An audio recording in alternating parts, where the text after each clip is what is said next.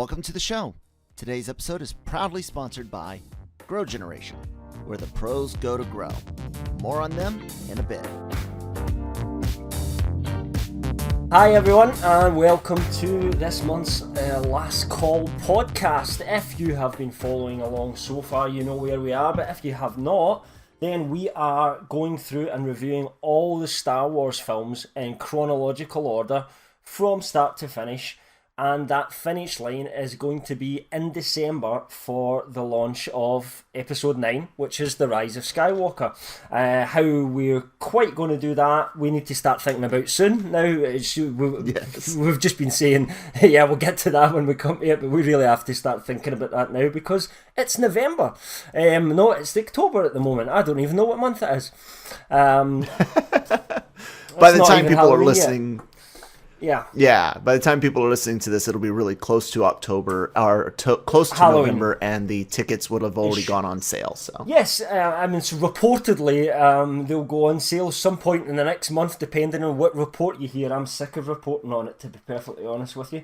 But yes, we have went through all of them so far, right up until Episode 7, which is today, The Force Awakens, which was, of course, the first Disney Star Wars movie since they bought Lucasfilm in 2012.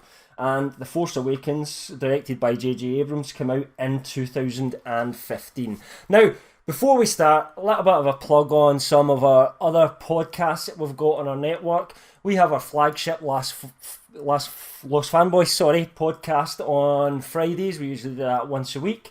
But we also have LRM Mornings on weekdays. The Last Call podcast, of course, once a month, and we also have Breaking Geek Radio, the podcast, as well. So feel free to go on and check some of those out as well. Well, guys, we're on to Episode 7 now. It's been a long old haul to get here. How are you guys feeling? feeling pretty good, man.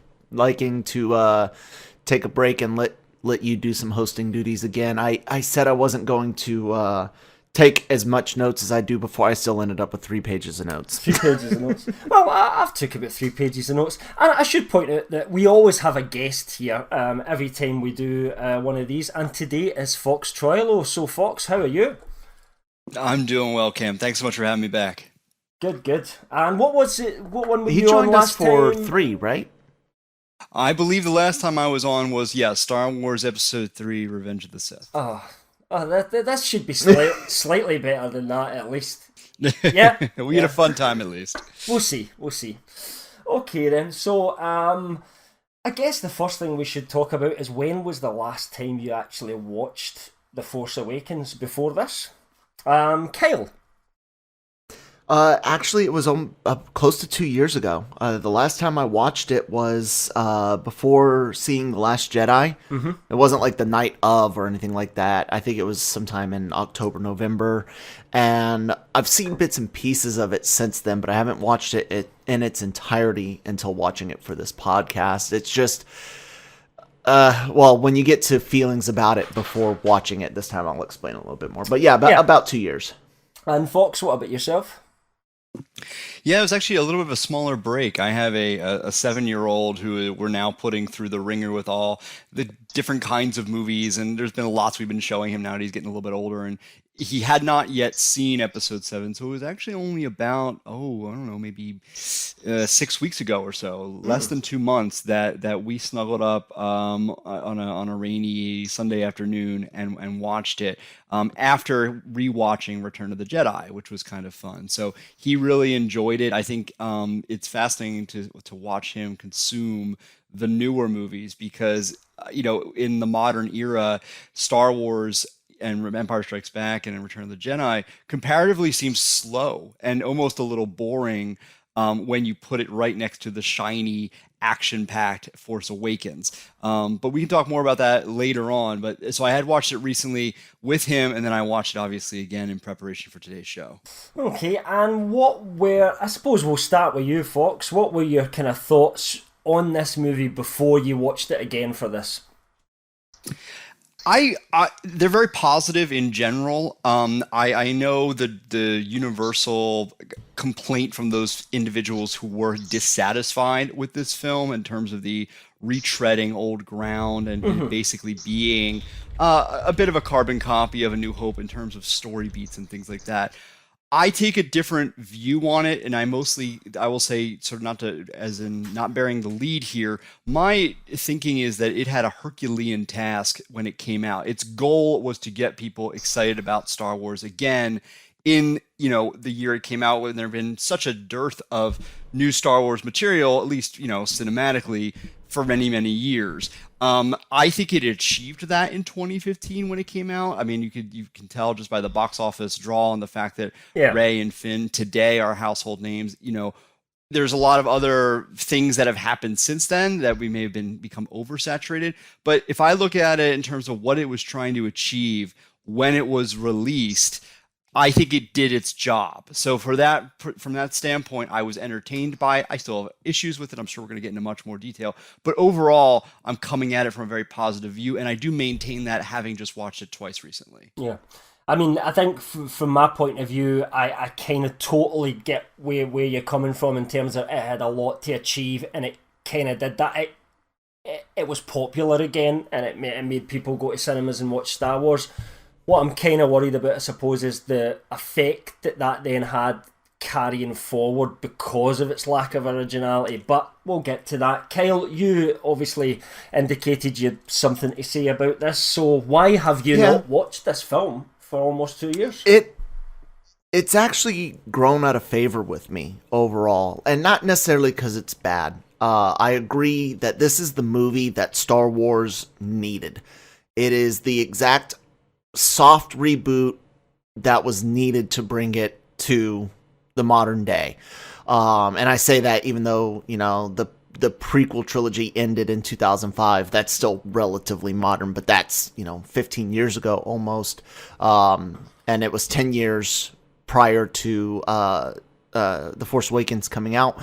But I can remember seeing it opening night, cheering, clapping, being really excited, very similar to how I was at 14 years old seeing The Phantom Menace. However, I walked out of The Phantom Menace being like, I'm not quite sure what I just saw. I don't know if it's good. Let me go back. I walked out of The Force Awakens thinking, this was good. Yeah, there's some rehash stuff, but this was the movie that was needed. And I saw it 3 different times in theaters, and by the third time, that shine was definitely coming off the movie, and it's a bunch of little things that we'll get into, and especially talking about feelings after having watched it this time. I still think it's a good movie, it's an entertaining movie, and there's a lot of good stuff to it, but hindsight hurts this movie more in my eyes than almost any other Star Wars film, if that makes sense. Yeah, I kind of feel the same way. I did enjoy it at the time. I still maintain it's an enjoyable film. I can sit and watch it and enjoy myself from start to finish. But on repeated viewings, the flaws, the issues become more apparent, and the fun lessens a little bit for me as I try to kind of focus on it as the 7th part of a 9-part story, which is where I think it kind of struggles a little bit. So yeah, that's probably the same with me. I haven't watched this since just before I watched The Last Jedi. And after The Last Jedi, I kind of thought, I didn't like it, but it also made me realise that a lot of the things that were done in The Force Awakens hampered where that movie could go. And I think one very specific one is the very end of the film, but I don't want to get into that too soon at the moment. So, shall we begin? We have obviously our opening crawls. Does anybody have anything exciting to say about this opening crawl? We don't usually, so... Nah, just the line that the Resistance has the support of the Republic is garbage. Yeah.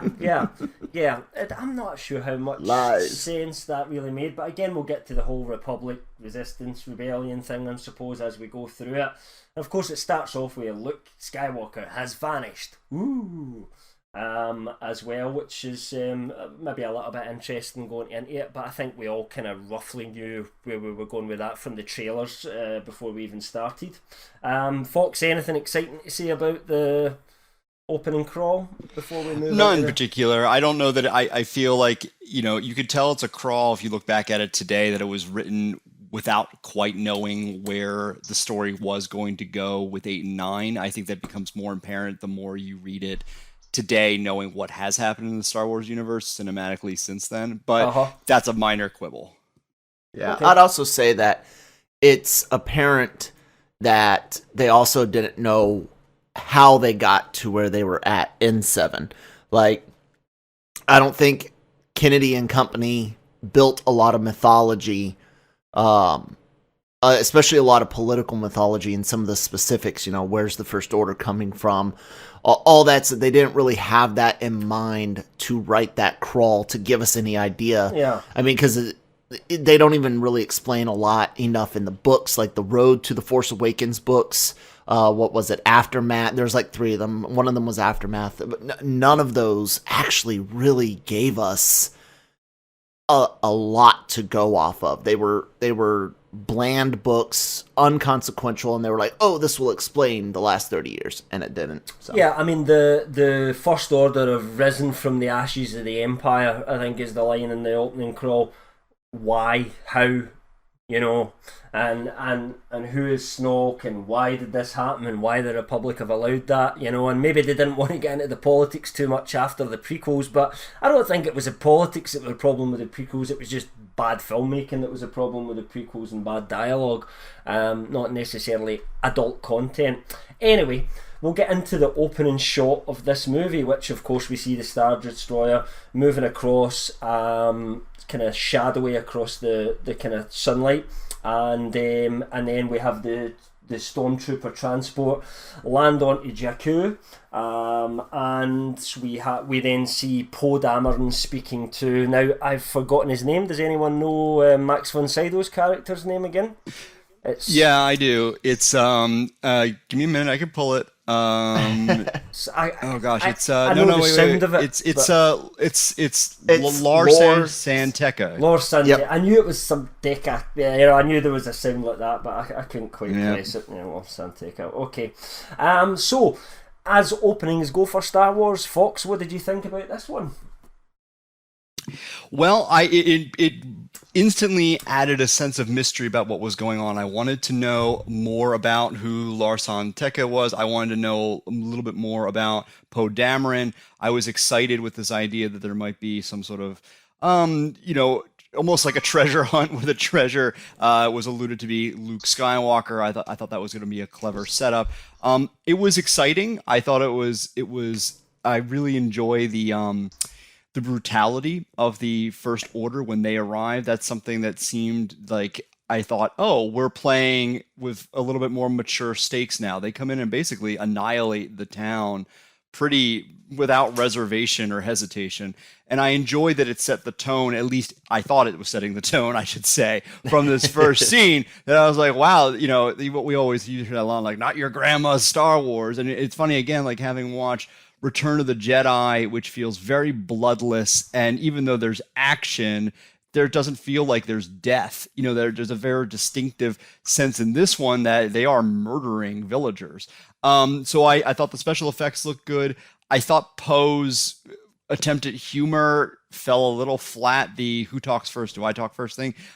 Given what had just happened, I would have thought the appropriate response would be for Kylo Ren to just crush his skull. Given what I had just seen, I was like, oh, that dude's dead. Like, I was like, you're gonna just flat up murder that guy. But I had mostly positive thoughts. If I'm taking that scene, sort of objectively, not in the context of the rest of the movie. But that's how I felt when I began the film. Yeah, I mean, at first I kind of liked what I was seeing. I agree with you that the First Order / Empire kind of felt a little bit more deadly again, like a proper antagonistic force.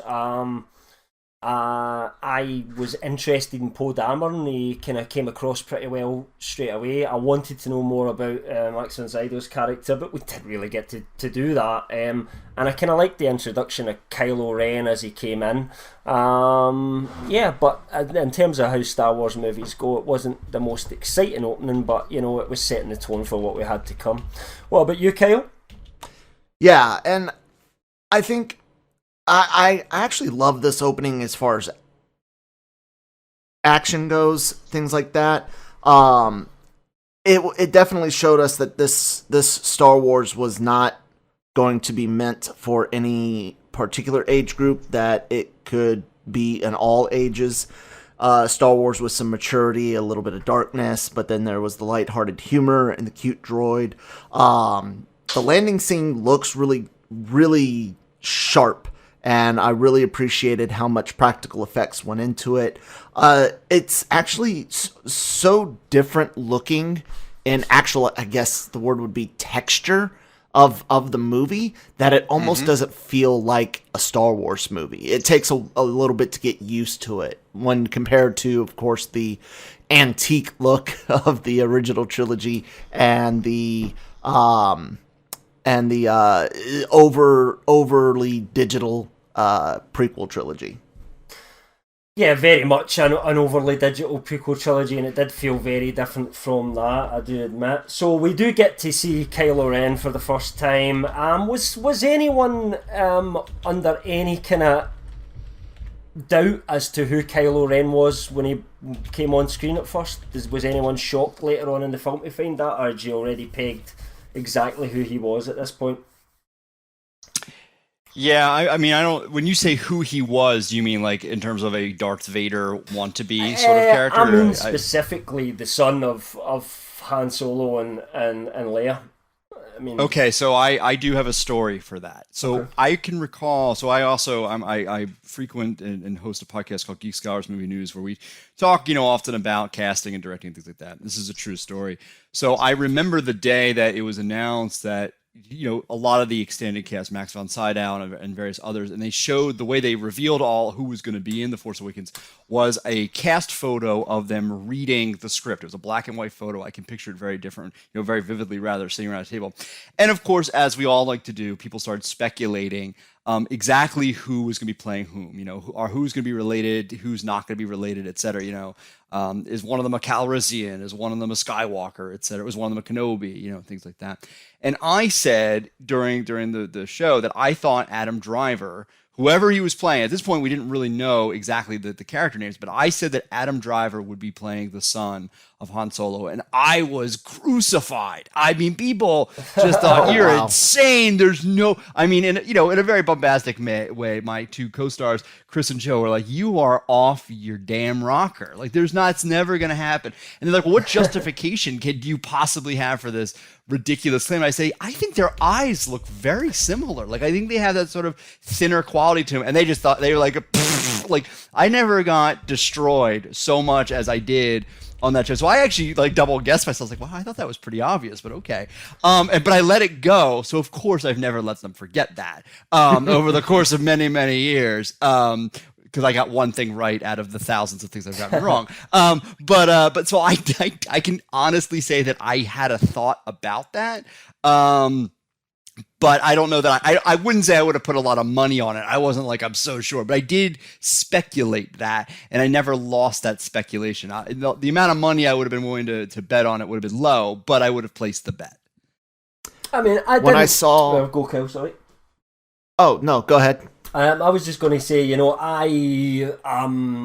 I had guessed as well. I really do think that Adam Driver kind of does look a little bit like, almost like as if someone took one of those face app things and squished Carrie Fisher and Harrison Ford together. I thought he was quite good casting that way. Yeah, I thought so too.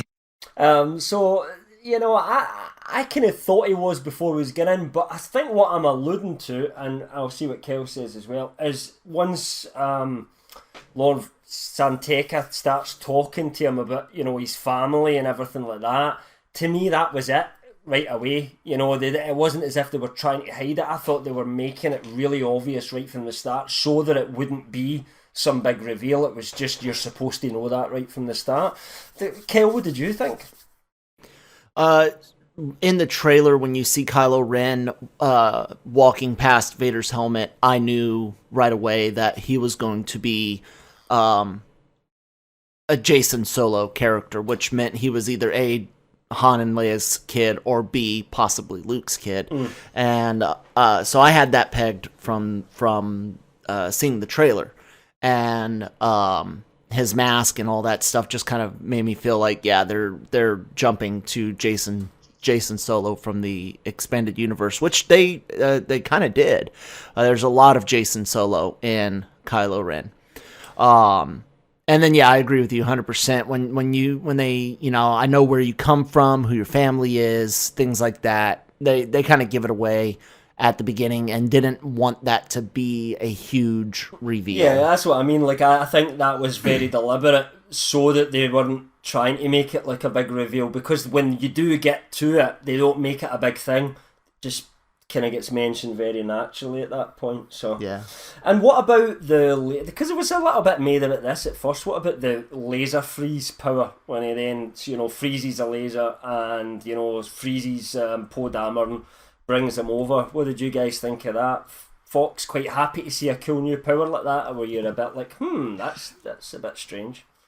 No, I thought it was cool. It made sense to me. I like seeing when the Force is used in unusual ways, and if you have the ability, as revealed, obviously in like Empire Strikes Back or something like that, or even Star Wars: A New Hope, you can move things with your mind. It does make sense that you should be able to stop things as well. So I thought they were using a established Force power in a clever way. So I appreciated that, and I thought, oh, cool, someone put some thought into how you could make the Force a little bit more interesting given what the rules currently are. I think my thought on that was more that he's really powerful right away. To me, it was like an establishment of this guy is a pretty powerful Force user, because it was a little bit different, because it was a little bit new, and we'd never really seen Vader or anyone else really demonstrate the ability to be able to stop a laser blast before. What about you, Kel? I agree that it was a sign of how powerful that he was, and it added to his very dominating entrance and his presence. I liked it. And what about BB-8? Because he's obviously introduced there, and he gets given the plans, and not the plans, sorry, but that's that's maybe a little bit of a no. We won't make it the plans. We'll make it something else. It's a map instead. So he gets given the map. Totally different. 100%. BB-8?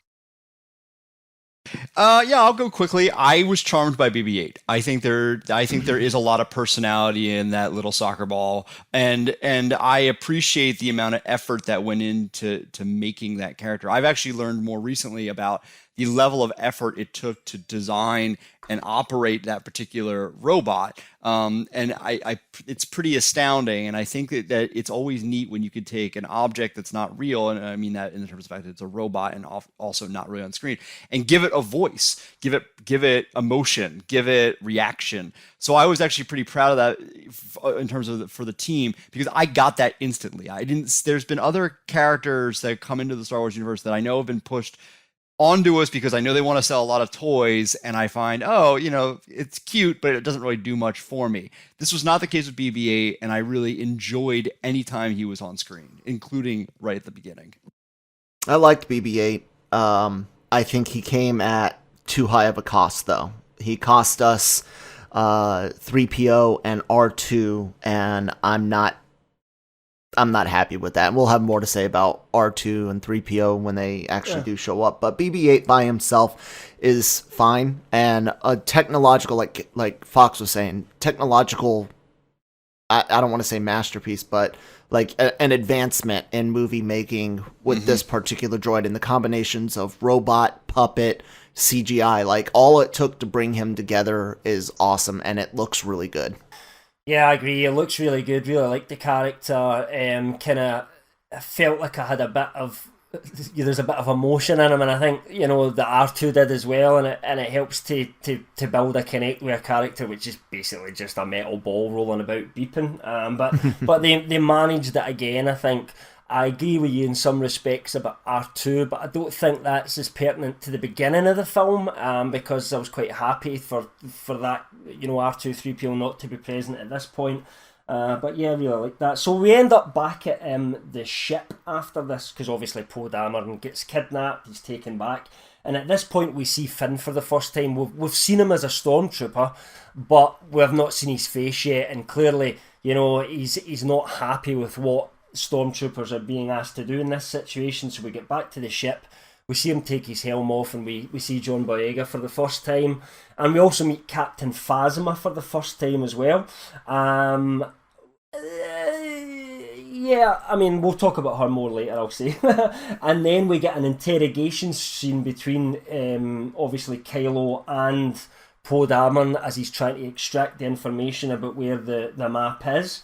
So what did you guys think about this bit? Fox? Sure. It's hard to dissect every scene, but I'm still, at this point in the film and continually so, I'm intrigued about what's happening. I like when Star Wars surprises me, but also doesn't break its own established universe. In my brain, stormtroopers from the original series were always humans. They weren't clones. They were, and not to say the clones aren't human, but they had personality. They had individual characteristics and things like that. And obviously they got retconned, and that was something I never really appreciated. So when they go to this idea that there's clearly people underneath these masks who maybe they've been bred to be stormtroopers, but they're not carbon copies of one another. I liked that idea. So I appreciate at this point that we're going to have an adventure that begins with somebody who is a stormtrooper. I will say, not to go forward too far, I felt like that idea was kind of dropped. Like at this point, I kind of almost, like, if you drop me into the Star Wars universe today at the end of Last Jedi, I almost forget that Finn ever was a stormtrooper. They do reference it and it comes back occasionally, but in my brain, that has left his personality. He leaves the stormtrooper life so fast, it's literally on a dime. So that I take a little issue with. I would have liked to see a little bit more of a, there's not enough time to do this, but emotional arc that changes. Like basically he had one bad day. It's like, I'm leaving this popsicle stand. Fine for the movie stage, but like it doesn't do a whole lot for character development. But at this point, I'm still interested. Yeah, I think Finn ends up getting the short end of the stick in this trilogy so far because they keep Poe Dameron alive, and it's obvious in this movie a little bit later on how Poe wasn't meant to survive originally until he tested well, and they went back and added more Poe to the movie. The worst part about any of this stuff with Finn is Phasma. I mean that would be my leaning, and right away with it doesn't feel right. Maybe it's because I'm watching it again now and I know the story of Phasma that develops. So I then look at it bad, but right away it just comes off wrong. It just feels a little bit off to me. At the same time, I do appreciate what Fox said about the fact that this is a stormtrooper and we're kind of seeing things from a different point of view. That kind of did suck me in a little bit at first, and I agree with Fox as well that it wasn't fully developed. Okay, so we end up meeting Rey for the first time, who comes across BB-8, and as these things do, she's obviously initially she's looking for scrap inside a downed Star Destroyer. She then comes across BB-8, saves his hide, if you like, and he kind of sticks around with her a little bit. So, what did you guys think of Rey the first time you seen her and how she was introduced, Kyle? So there's a lot going on in Rey's introduction, from her being the scrapper to her life on Jakku with, trading scrap for portions of food, where she's living at inside that downed AT-AT. She's marking days. She has a Rebel or Republic helmet. She has a Rebel or Republic doll, like a little handmade action figure, if you will. There's a lot here that they tried that I believe Abrams had set plans. Like there's a lot in this movie that honestly makes me think, we know Abrams had, I don't know if it was treatments or he had something. He had an outline about where he had ideas for all 3 films. And I think he was setting things up, and I think he had more plans for this trilogy just from this scene, just for this character. I think he had all of the main characters completely, their beginning, their middle, and their end. I think it's very obvious in this, and I don't think that Kathleen Kennedy and others necessarily either A, wanted to go with his plan, or B, if they had their own plan at all. There's a lot of stuff in next month's episode where we'll talk about things that seem like not planned. But I thought it was very obvious that Abrams had a good idea of where he wanted Rey to go and how he wanted her to get there. And I like her as a character. I think this introduction is a great introduction. I like how silent she is. Yes. It's a long time before we hear her talk. Yeah, I like that as well. Now a word from our sponsors. Grow Generation, where the pros go to grow. Grow Generation offers the best deals and discounts on the best grow products on the market. Grow Generation serves customers across the nation and carries a wide inventory of renowned cultivation brands. Go to www.growgeneration.com, where the pros go to grow. I like that as well. Fox, what do you think of Rey the first time you saw? Yeah, I'll echo a lot of what Kyle said. I mean, I believe that, again, when you have an actress like Daisy Ridley who has the ability to tell you a lot about a character without saying a word, just by the way she moves, just by the way she looks at things and evaluates things and makes decisions, it's impressive how quickly I get the sense, okay, this is a survivor. This is somebody who knows her way around weaponry. You know, they established a little bit, not that far after, that she's obviously a pilot. I kind of guessed that from the way she handled the speeder. And of course, as we're thinking about the parallels, like, oh, Luke had a speeder and he was a good pilot. And she's doing something very similar when we first meet her as well. So I was impressed with her introduction. I think there's some of the most gorgeous shots appear when she is introduced. The downed Star Destroyer and even her moving within it to collect scrap and taking the sand sled down.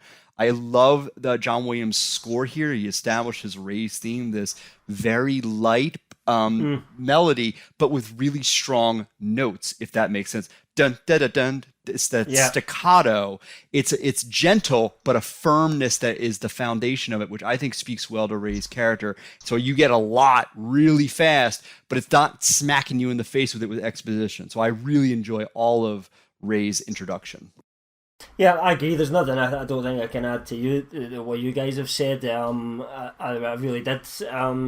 I was interested as soon as I saw Rey for the first time. So, yeah, absolutely. So we then move on to it's the first real kind of action scene, if you like. If you don't count the initial kind of wipe out of the village, but and it's Finn being introduced to Poe for the first time, and he needs a pilot. He rescues Poe. They hijack a TIE fighter, and they gun it down back to Jakku because Poe has to go and rescue BB-8, and they get shot down. And we see Hux for the first time here as well. They get shot down. They crash land on the planet. Fox, any comments about this whole scene? I have sequence? One. I do have one. Because, and again, I hate looking ahead, but this is the first time that I realized that I don't know what direction they've given to Oscar Isaac, but it always seems like his enthusiasm is forced, at least from my opinion. He does a lot of wooing, and like every time he does that, I can tell it's written into the script, not an actual natural reaction to the character. And that's something I've only realized after multiple versions. The first time I saw it, I probably didn't even process that. But if you go back and once you know this, you're going to notice it forever, unfortunately. But he does a lot of whooping that seems like, it seems totally out of place for his character. And he always seems overly enthusiastic about something as if he's hopped up on speed and not shared it with anybody else. Like, he's like he gets really excited about a lot of things really, really quickly. Like he is like, it's kind of like that scene in Step Brothers where like, are we best friends now? I think so. You know, like it happens really fast with Finn. Whereas if you are a savvy resistance fighter, great that you're being broken out, but his like level of trust again goes to 100 pretty damn fast. So that's something that I noticed about the character on a second viewing. And you see it starts here and then never stops. That's just my interpretation. And of course, I'm sure, Kel, you're going to discuss this anyway, but, maybe that was at one point supposed to be the last that we saw that character. So, Kel, what did you have to say about this whole sequence? So a couple things. One, Hux always looks like he's uncomfortable. He always looks like he needs a shit. His face, yep, he looks like he's constipated. Always. And that really stuck out to me this time. This is a technical flaw, but one that most people might not know. TIE fighters don't have onboard life support, and that's why TIE pilots have to wear the helmet and the box. Mm-hmm. And so Finn and Poe should have died of suffocation, and because they didn't have either one of those. And as far as the actual action sequence, yeah, it's I actually like it. It's really fun. It looks really good. I love the way the lasers look when they're firing inside the hangar. I'm a big fan of the way colors can play off of the scenery around Agreed. them. Well said. What's that? No, I just said agreed. Well said. Yeah, and it looks awesome.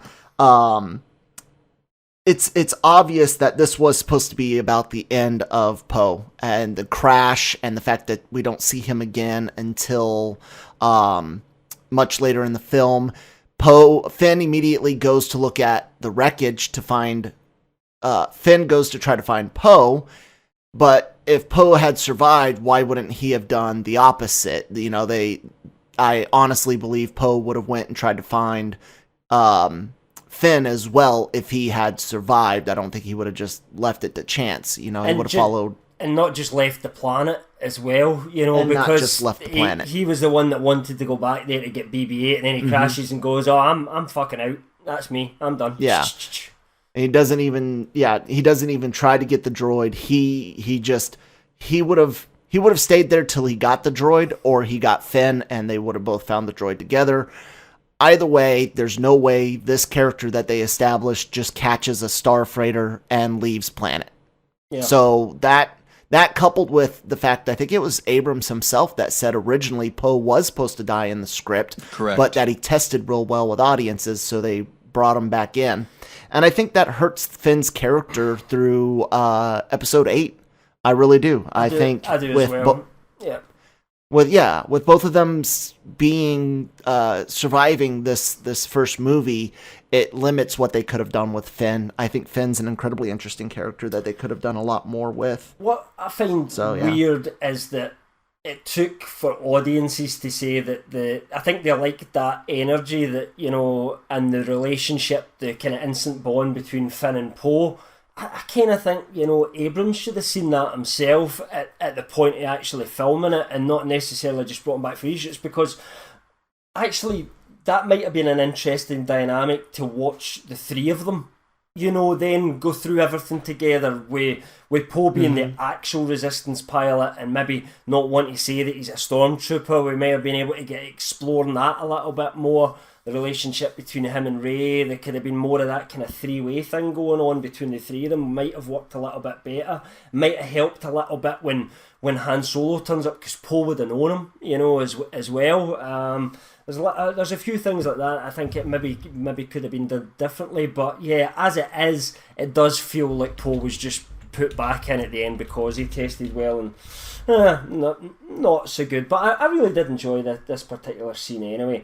So obviously after this we then have Hux and Kylo Ren really discussing what's going to happen next. Then as Finn goes off exploring or trying to find a way off the planet, probably more likely, and he comes across, of course, Rey and BB-8, and instantly his reaction is to try and save her from a situation that he perceives that he should come in and be chivalrous or whatever. I don't know if that's the right term.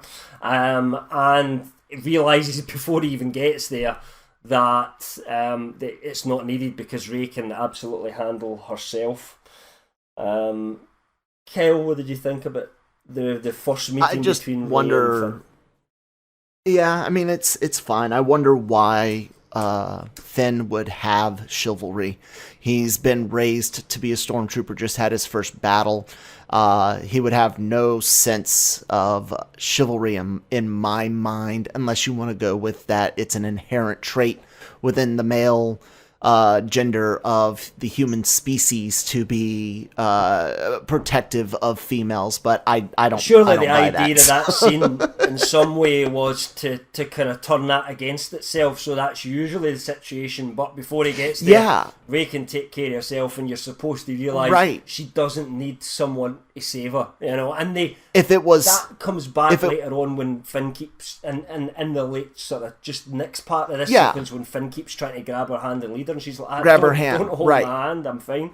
Which all of that is fine, 100%. If it had been Poe that had seen her and was trying to help her out, that dynamic of she's on her own works better. What keeps it from working so well in my mind is the fact that Finn, being a stormtrooper, what little we know about how they are raised and trained, I don't buy him having that chivalry moment. Well, maybe it's his fault. That's the only part it's of it. The way they've just turned it in a dime. He really wasn't a bad guy, and as soon as he's put in a bad situation, he turns and he's suddenly becoming a good guy. And I know he's got that runaway instinct in him, but it does feel a little bit sharp from where he's maybe came from to begin with. Any issues with this part at all, Fox? No, I think you guys have covered it well. I'm excited to actually, if I don't know if you're including as part of the sequence, obviously what happens next is the obvious reveal of the Millennium Falcon. Can I move to that? You can move to that, of course. Okay. So I hate and love the idea that we use this term so much in our culture today of fan service, right? This idea that we do things to appease fans. And sometimes I think it works brilliantly, and sometimes I think it feels like pandering. Now, my personal feeling about the sequence is that it gives me goosebumps every time. When they play, the fanfare, when they show the Millennium Falcon for the first time, and even the way they do it, where she's running to one ship and then it's well shot, isn't it? Because you don't see it the first time. I mean, you do see it, but not enough to identify it in your mind until you've already seen it. Exactly. And so when they get on board and take off and they're saying, I can do this, and they're like trying to pump themselves up, and they have that chase sequence, I go nuts. I love that sequence in the film maybe more than anything else, when the music starts pumping and you see, and with modern technology, the rendering of the Falcon flying, and when she cuts the engines because the laser is locked in the forward position, all of it from the moment where you hear the fanfare go and they run towards the ship to when they fly through the Star Destroyer. I'm a big fan of a device that I think JJ uses pretty well in this film and other films as well, which is you can do almost anything that looks ridiculous and incredible as long as you have the characters as part of the movie also acknowledging how ridiculous and incredible it is.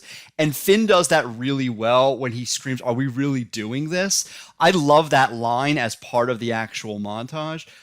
So I have nothing but praise for this particular moment of the film. From during the chase, I totally agree with your all's assessment from a character development standpoint. But once they get on that ship, man, I strap in and I could watch that over and over again. It may be my favourite scene in the film. I'm between two, and I'm waiting to see what you guys say before we kind of get to that at the end. To be honest, I'm prepared to be convinced, but I think at the moment that's probably the best contender I've got, because it made me kind of on the edge. I totally agree with you, folks. It made me on the edge of my seat. First of all, the Millennium Falcon, it's not just a ship, it is a character, and this is something that I think that was missing for the prequels. We didn't have a ship that had its own character, and the Millennium Falcon is its own star of the Star Wars films, and the fact that they brought it back in the way that they did, so well shot, that whole sequence, I absolutely love it. I was totally on the edge of my seat and happy, big smile on my face like a schoolboy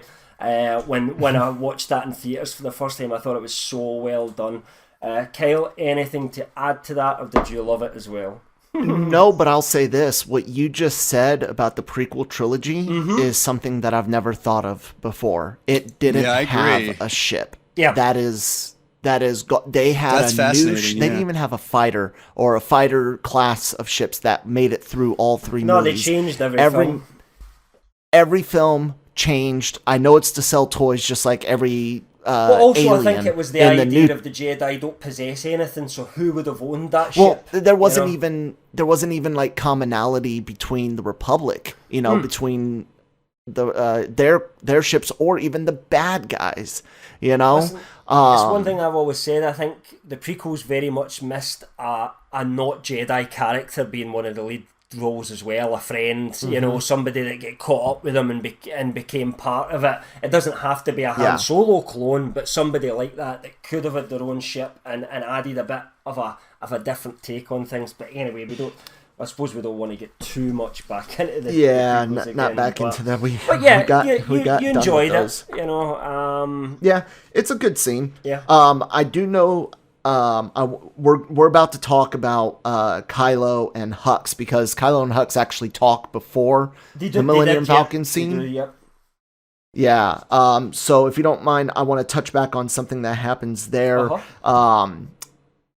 General Hux is saying, that, or Kylo asks him how capable are his soldiers because they're about to send them to go to Jakku to get the droid. After he finds out from Poe that he put it in a droid and it's on Jakku. Hux says, I won't have you question my methods. And Kylo says, they're obviously skilled at committing high treason. Perhaps Supreme Leader Snoke should consider using a clone army. Yeah. First mentions of clones in this new trilogy. Again, Abrams has plans and had plans for all three films, I believe. Is that not maybe... Do you think...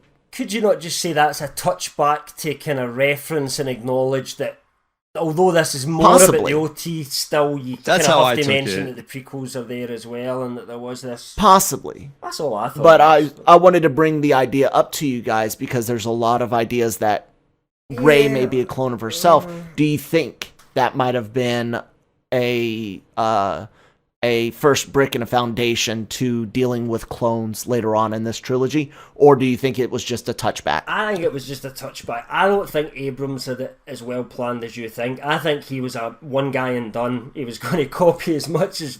I honestly feel he was going to just make a fun film, and it didn't matter whether it copied a lot of beats for the original. He would do his usual mystery box. He would set up a few things for someone else to go, and then he was out onto something else. I don't think he ever expected to be back for the 9th one again.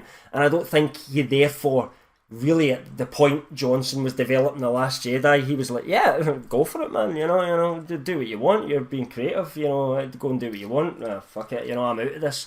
And then he was brought back, obviously, and had to kind of maybe resolve some of this stuff again. So I don't know, it's hard to say. Maybe we'll know more about that, or how well he made it fit once we see Episode 9 to see if any of that stuff was kind of brought back in again. Do you have any strong feelings about the whole Abrams thing, Fox, and what Kyle's saying? You basically could have read my mind on that, Cam. I'm a firm believer that Abrams was intent on making a fun film and putting lots of things on the mat for other people to pick up later and play with. Yeah. I don't think, being which he's specific good about at. the clone, He's actually good at that. Yes. He is good at doing that. It's a question of how it's resolved, but yes. we're not talking about that quite yet. To the point of the clone army, I have to say, I picked up on that note, but I never got the sense that was going to become a plot point. I am with you, Kim, and I thought, it's kind of a fun reference to something that happened before, but I just took it as that and left it there. And just to go on to Kylo Ren, after the escape, you obviously have that scene as well where the officer comes to tell Kylo Ren what's happened. And watching this back, this kind of, I don't know, it's kind of niggled in my brain a little bit. He throws his toys out the pram and he starts lightsabering up the whole place. And then when the guy mentions there was a girl with them, suddenly it's very sharp, he turns and brings him straight to him with the Force. What girl?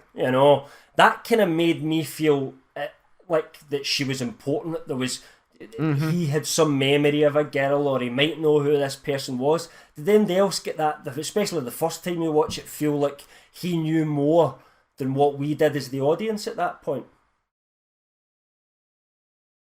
I agree 100%. And that's another one of those things that I think that a lot of people were hoping would be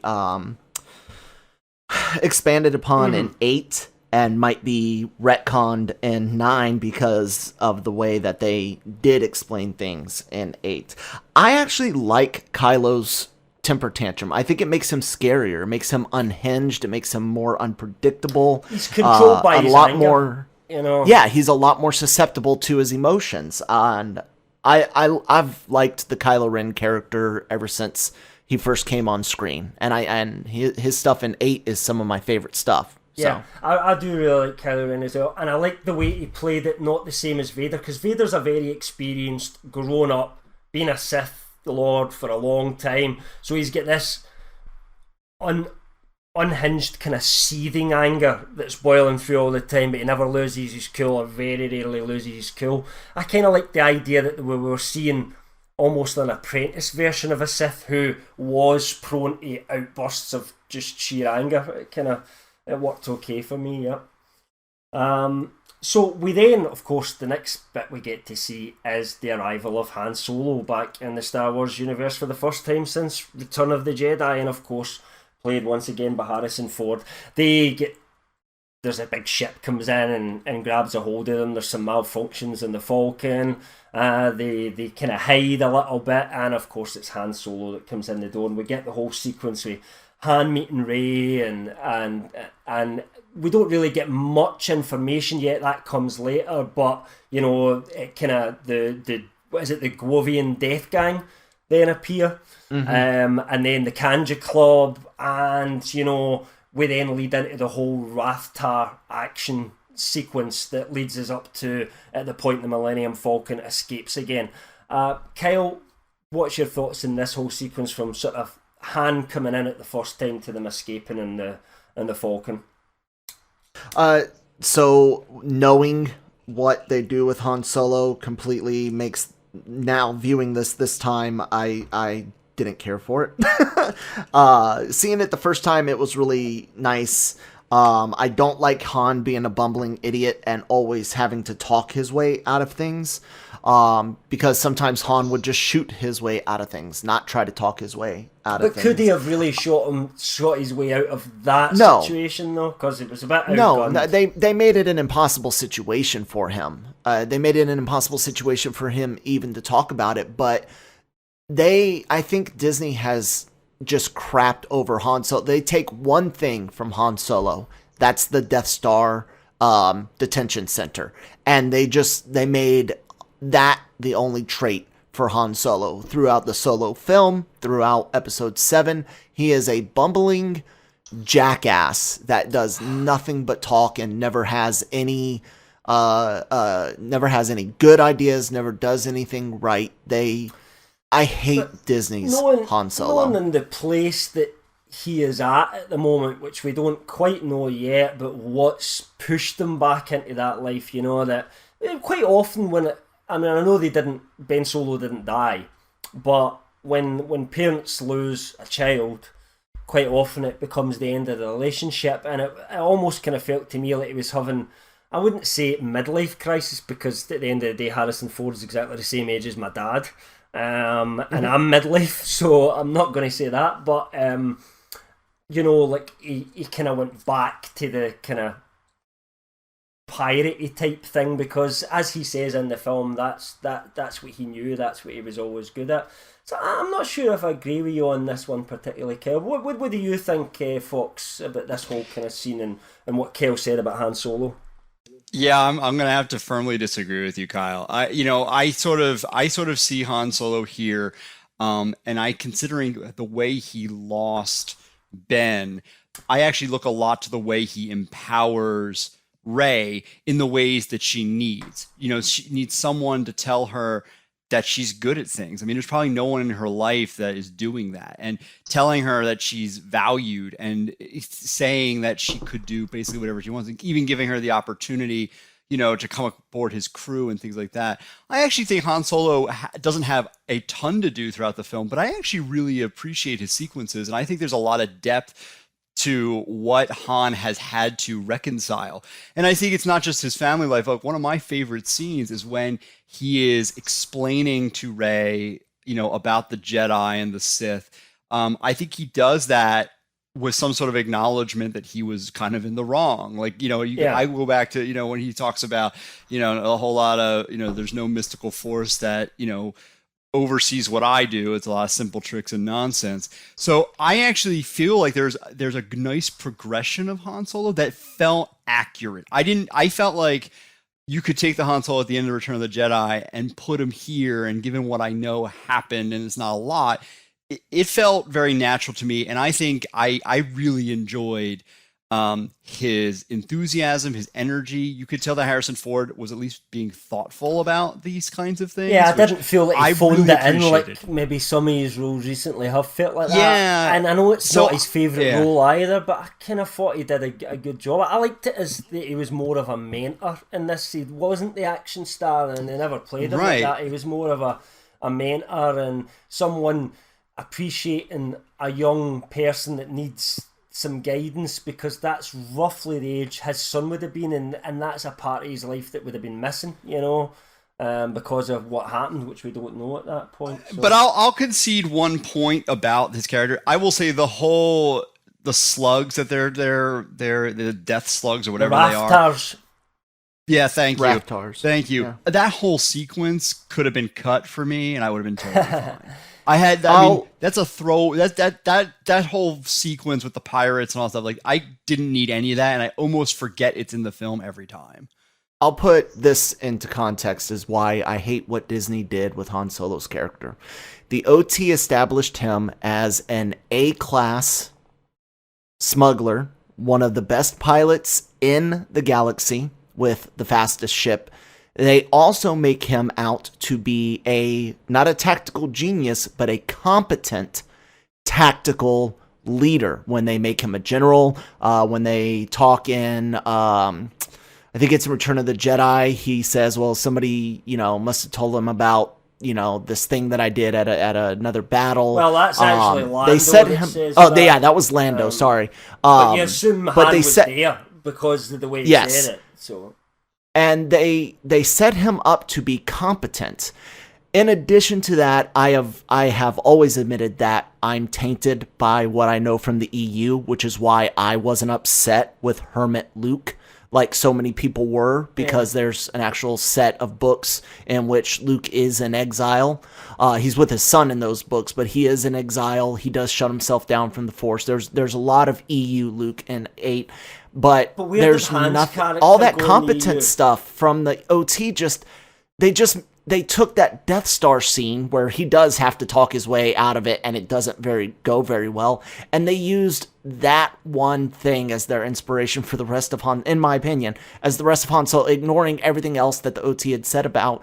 And the fact that he's supposed to have been a great pirate, a great smuggler, he wouldn't have made as many mistakes as he seems to have had making the deals with Conja Club and whatever the other group. I think you're totally wrong there, Kel, because the first time we meet Han Solo, it's because he's dropped a shipment, which I'm not saying it's a most likely thing, and he owes Jabba money, and he kind of takes the job because he needs this money to pay Jabba back.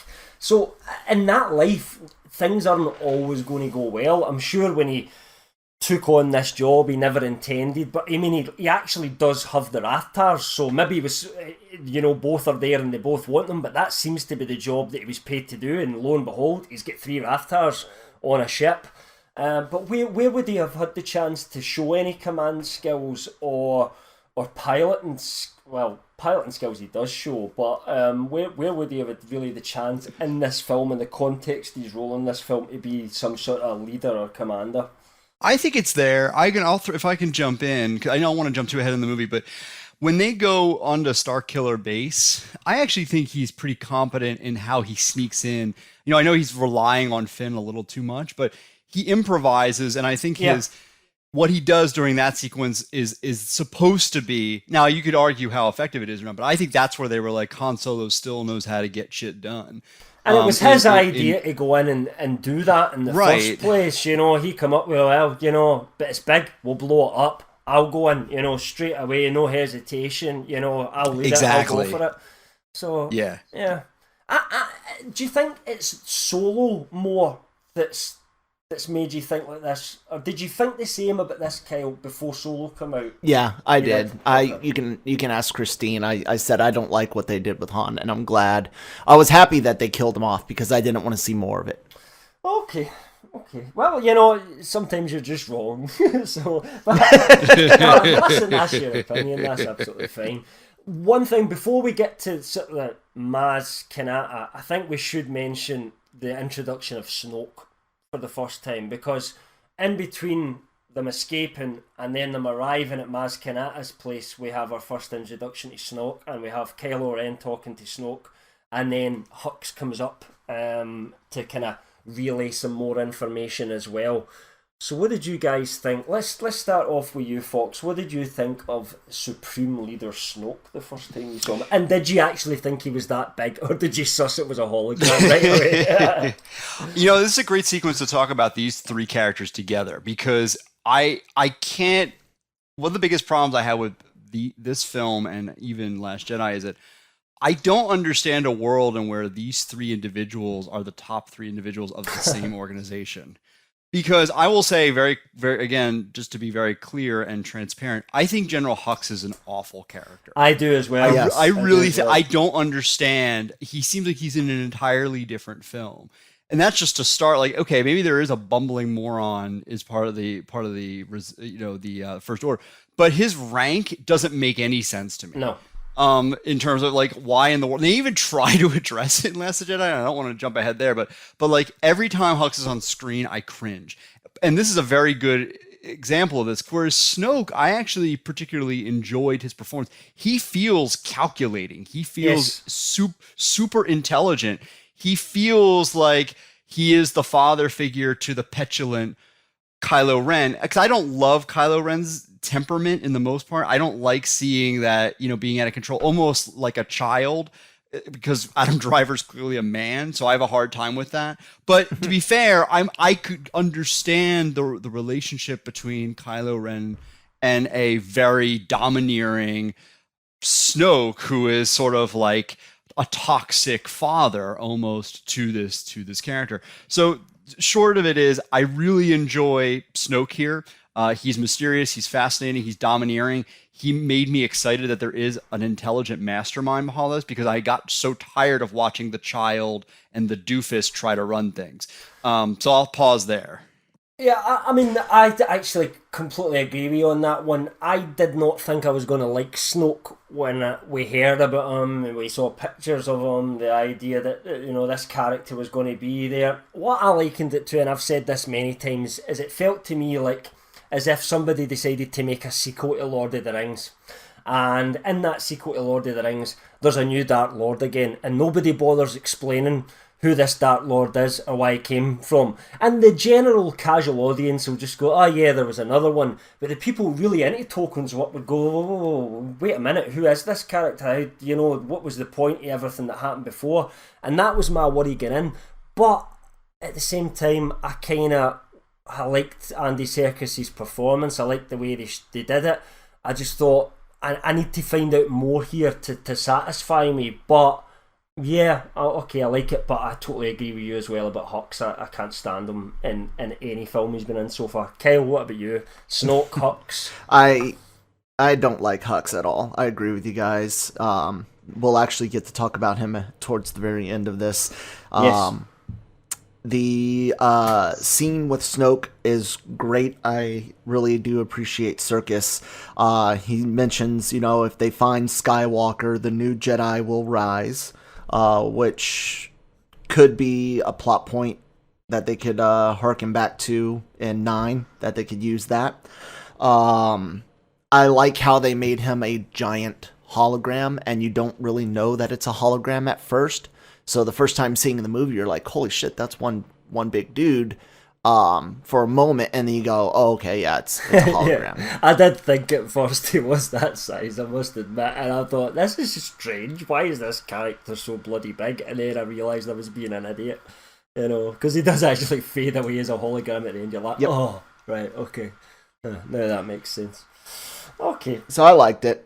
I don't want to get too far ahead because of 8, but no, you know what? I'll just save that for next month. Yeah, because you could go on, and I think there is some of the criticism for me definitely of The Last Jedi when you see the Episode 8 comes back to stuff that had happened in Episode 7 as well, but. We have to think of it at the point of view as being a standalone film with not knowing what came next, and I suppose kind of review it from that point of view. The next sequence we get to obviously is, well, actually it was the whole Jedi explaining thing, which we've already discussed, and Han saying it's true, all of it, which kind of has become quite a cool meme that I like. And then they go to Maz Kanata's, and we meet Maz Kanata for the first time, and we have basically the Cantina scene. And then as Maz talks to them and everything like that, we then lead up to the point where Finn's going to leave and Rey actually finds the lightsaber. But in between that, because it's important we don't miss this part out and discuss this as well, we have the sequence where Kylo Ren talks to Vader's helmet. So, Kyle, what's your thoughts on that whole sequence of the whole Maz Kanata thing, and it's split up with that little bit of kind of Kylo and Vader in between? I like Maz. I really do appreciate her character. I think she's fun. The bar scene, yeah, it's the cantina, but it's okay. It's one of those touchbacks that I was okay with. Yeah, I've got to say, of all the things they could have copied, I kind of thought that one was a fun throwback as opposed to, this is just a copy. It kind of made sense in the context of what they were doing. Yeah. I do think they should have had more aliens to call back to from the OT. Yep. I really do wish we would have seen some familiar aliens. One or two, maybe? I don't think so. Not much. I don't think so. No.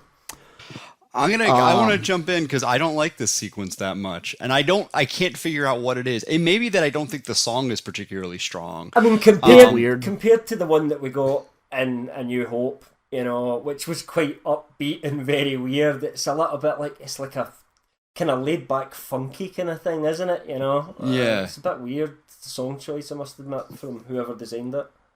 I don't know how I feel about Maz either. I don't love exposition characters, especially exposition characters who could give you more information but actively choose not to for no real reason. And that's sort of my whole problem with Maz, where it feels like she's this character that's been invented to give information when she deems it necessary, but not in the way that would be most useful to everybody. But not in a cool dungeon mastery kind of way. But just, I'm with you. I don't like Maz Kanata. I just don't like the character. I will say I do like I will say it, and it's not like one of the best lines in the movie, but her delivery of "Where's my boyfriend" is one of my favorite moments. It's just, it makes me laugh, and I mean, it's totally meant to do that.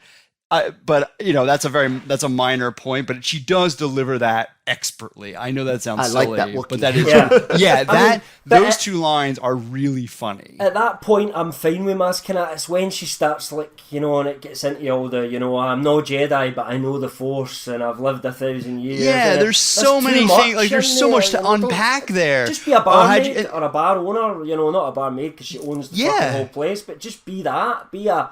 Exactly. That's my problem. If she had just been like, oh, this is a place where, because she owns the bar and has owned this bar for years, she's privy to a lot of information as people come in, get drunk, and spill secrets or things like that. That would have been fine.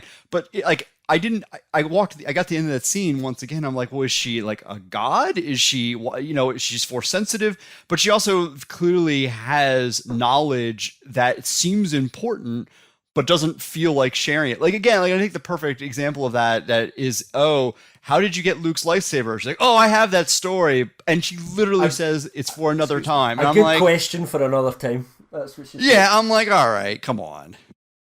Yeah. So I guess, again, I'm in the minority on that. I like the Maz character. I thought she was fine. the whole, are we covering the lightsaber? Or no, Yeah, we're we are. just covering Yeah, where. everything. Okay. You know, at this point. I'll mention, so the Kylo Ren talking to Vader thing, I'm fine with it. I think it's kind of weird because he should know that his grandfather was redeemed at the end, so I Yes. kind of find it weird. But as far as what they were using it as a vehicle for, it's fine. But I don't think it works given the whole It's context the dialogue. of... The dialogue could have been written in such a way that, you know, it could have been more talking about what he once was and how it could have made you aware that he put up on a pedestal what Vader was, not what he became. It could even have referenced Yeah. how I'll did finish you what let you it started. go. I like, and and I things was like going to that. say, yeah, exactly, Kyle. I agree. I mean, I think I think they thought that people would say the way it was phrased, I'll finish what you started. They could have been a little bit more overt about what he was intending, but I definitely got that intention, like that. If I had to guess what was in Kylo's brain, is like, oh, his grandfather started off on this really wonderful mission and had this really great idea, and he was seduced by the light side. You know what I mean? Like Yeah. he was thrown off the righteous track. They could have been a little bit clearer about that, but I think they tried. I just don't know that they succeeded. Yeah. Well, they do mention And one Kylo point even... where I think Snoke says you could still be tempted by the light, which is different, Yeah. like language than we've heard before, because we've always heard it. I liked in our it. review, but I like that. Like this was like what I wanted to get from this trilogy more, because our main character is already a dark person before we start, was a bit more of the dark side, you know. So like a bit more of exploring how they train them, what their goal is, you know, all that sort of stuff. Like give him more time, you know, because I think they start off there and it just kind of doesn't really go anywhere from there for me. Which we'll get to again. That's Last Jedi we're getting into as well, because they do set some seeds up in this one, which I'll mention later. And I'll point, as far as that idea of being seduced by the light, Kylo says it specifically. He says, "Forgive me, I feel it again, the pull to the light." So I get everything that they were trying to do, but in the grand context of Anakin and Vader's story and his full, complete redemption and return to the light, I don't think it is executed necessarily the best way. The lightsaber scene is... I'm wondering how much we're supposed to take from that. How much of it is just them trying to fill in a few blanks about Luke and where he's been and what happened at the academy, and how much of it is meant to be foundation for 8 and 9, or in this case, at least specifically 9. I posted a poll yesterday on the LRM exclusive Twitter asking, if Rey is a clone, who do you guys think she's a clone of? Anakin, Luke, Palpatine, or that one guy? Literally, one guy. This is the almost thing. won. See, a clone would be then a man. You don't make a clone of something and change Not the necessarily. gender on it, do you? I mean, you could change the chromosome of clone. See the movie Logan. And it's not a clone, is it? Yeah, look at X-23. That's right. Yeah, but I mean, this is the fucking X-Men. Look we're at talking X-23. about. You know, they'll do whatever they need for a plot point just to carry the film forward. I mean, that's the only thing you would have to change is one chromosome just to get, XY versus XXX or whatever it is. And, yeah, I mean, like I said, and we're not talking any spoilers here. Anybody that's freaking out, we're not talking anything that we know. It's just all guesswork and thinking. Well, I mean, as far as I know, I'm the only one that's read the spoilers out the three of us, correct? That's not correct. Oh, right, okay. Well, Kyle hasn't read the spoilers anyway, but we won't be discussing anything like that. Yeah. Here, no worries. So, so the whole clone idea, does this lead, is it a brick on the path to 9, or is it just showing us some fill in the blanks about what's already happened in the past? It's all right. I think she's like seeing that the the guy... history of that saber to me in some ways. Yeah. Because that's the kind of path it went down, and even though it wasn't there when whatever happened to Luke, it kind of does intrigue me. We definitely, to me, it's like it's a part of Was it the future? Was it the past? We didn't know at that point. That scene where look, because it could have been the future she was glimpsing as well. So that did intrigue me, and I thought it was pretty well shot the way the whole scenery changes round about her. She's back in Bespin, then she's in somewhere we've never seen before, and what's going on is that Luke under it. It must be Luke because he's got the robot hand. It was quite well shot, and it was designed to be mysterious and be explored later on, I think. Anyway, so the next part is I'm just going to say it's the Nuremberg Rally. Because that's, so obviously the way that's shot, the imagery of the First Order with the banners, the kind of whole look of the army being arranged, and the way that Hux delivers, it's this angry shoutiness, which I immediately thought Adolf Hitler at the Nuremberg rallies as soon as I saw that. And I think we were supposed to think that, but it did not work for me at all. I really do not like this entire sequence. I'm sure you probably agree, since you've all said you don't really like Hux so far, but the delivery of that is bordering on comical, actually, to me, the way he delivers that. And then the whole firing of that big stupid super weapon that splits into the exact amount of targets that it needs to take out a Republic who we haven't even fucking met yet. They're going to take out the Republic. Well, why are they shooting these random planets? Why are they not shooting Coruscant? Oh, right, that must be the Republic now. Oh, well, they're gone. That's that whole sequence to me, and their whole fleet being around their capital planet. It was a bad move. It was a bad call, Ripley. It was a bad call. Fox, anything to say about this? Anything positive to say about this particular sequence? No, nothing positive at all. End of sentence. Yeah, okay. Kyle, any pluses to take from this? Was there any parts you liked? There's nothing that I like here. Gleason, that plays Hux, is an Irishman, isn't he? Yeah. Well, and his English accent is in my ears as a lowly American to your true Queen's English. I find it really bad. Is it not bad? Is his accent because he's over enunciating things, and I just can't stand the way he looks or the way he talks. Yeah, I don't confine it to how he talks. It's the whole performance. Yeah, it's a performance, and but I think whenever you look at a bad performance, I think sometimes you have to go right back to the script stage and look at why that performance has been bad. I've seen Gleason in other things where he's done absolutely fine, but I don't think the character of Hux was written with any skill or expertise at all. And then maybe they were hoping to get maybe what Abrams had in his head for what Hux would be was different. I don't know, but he just felt like this impotent Hitler to me, the whole way through it, and really stupid. The things he's saying, it's stupid. You don't. Why does he think these stupid things? It doesn't make any sense to me whatsoever. And as I said, the weapon. You've done the Death Star, now you've got to have the Star Killer base, so this big fucking giant planet with a laser put inside.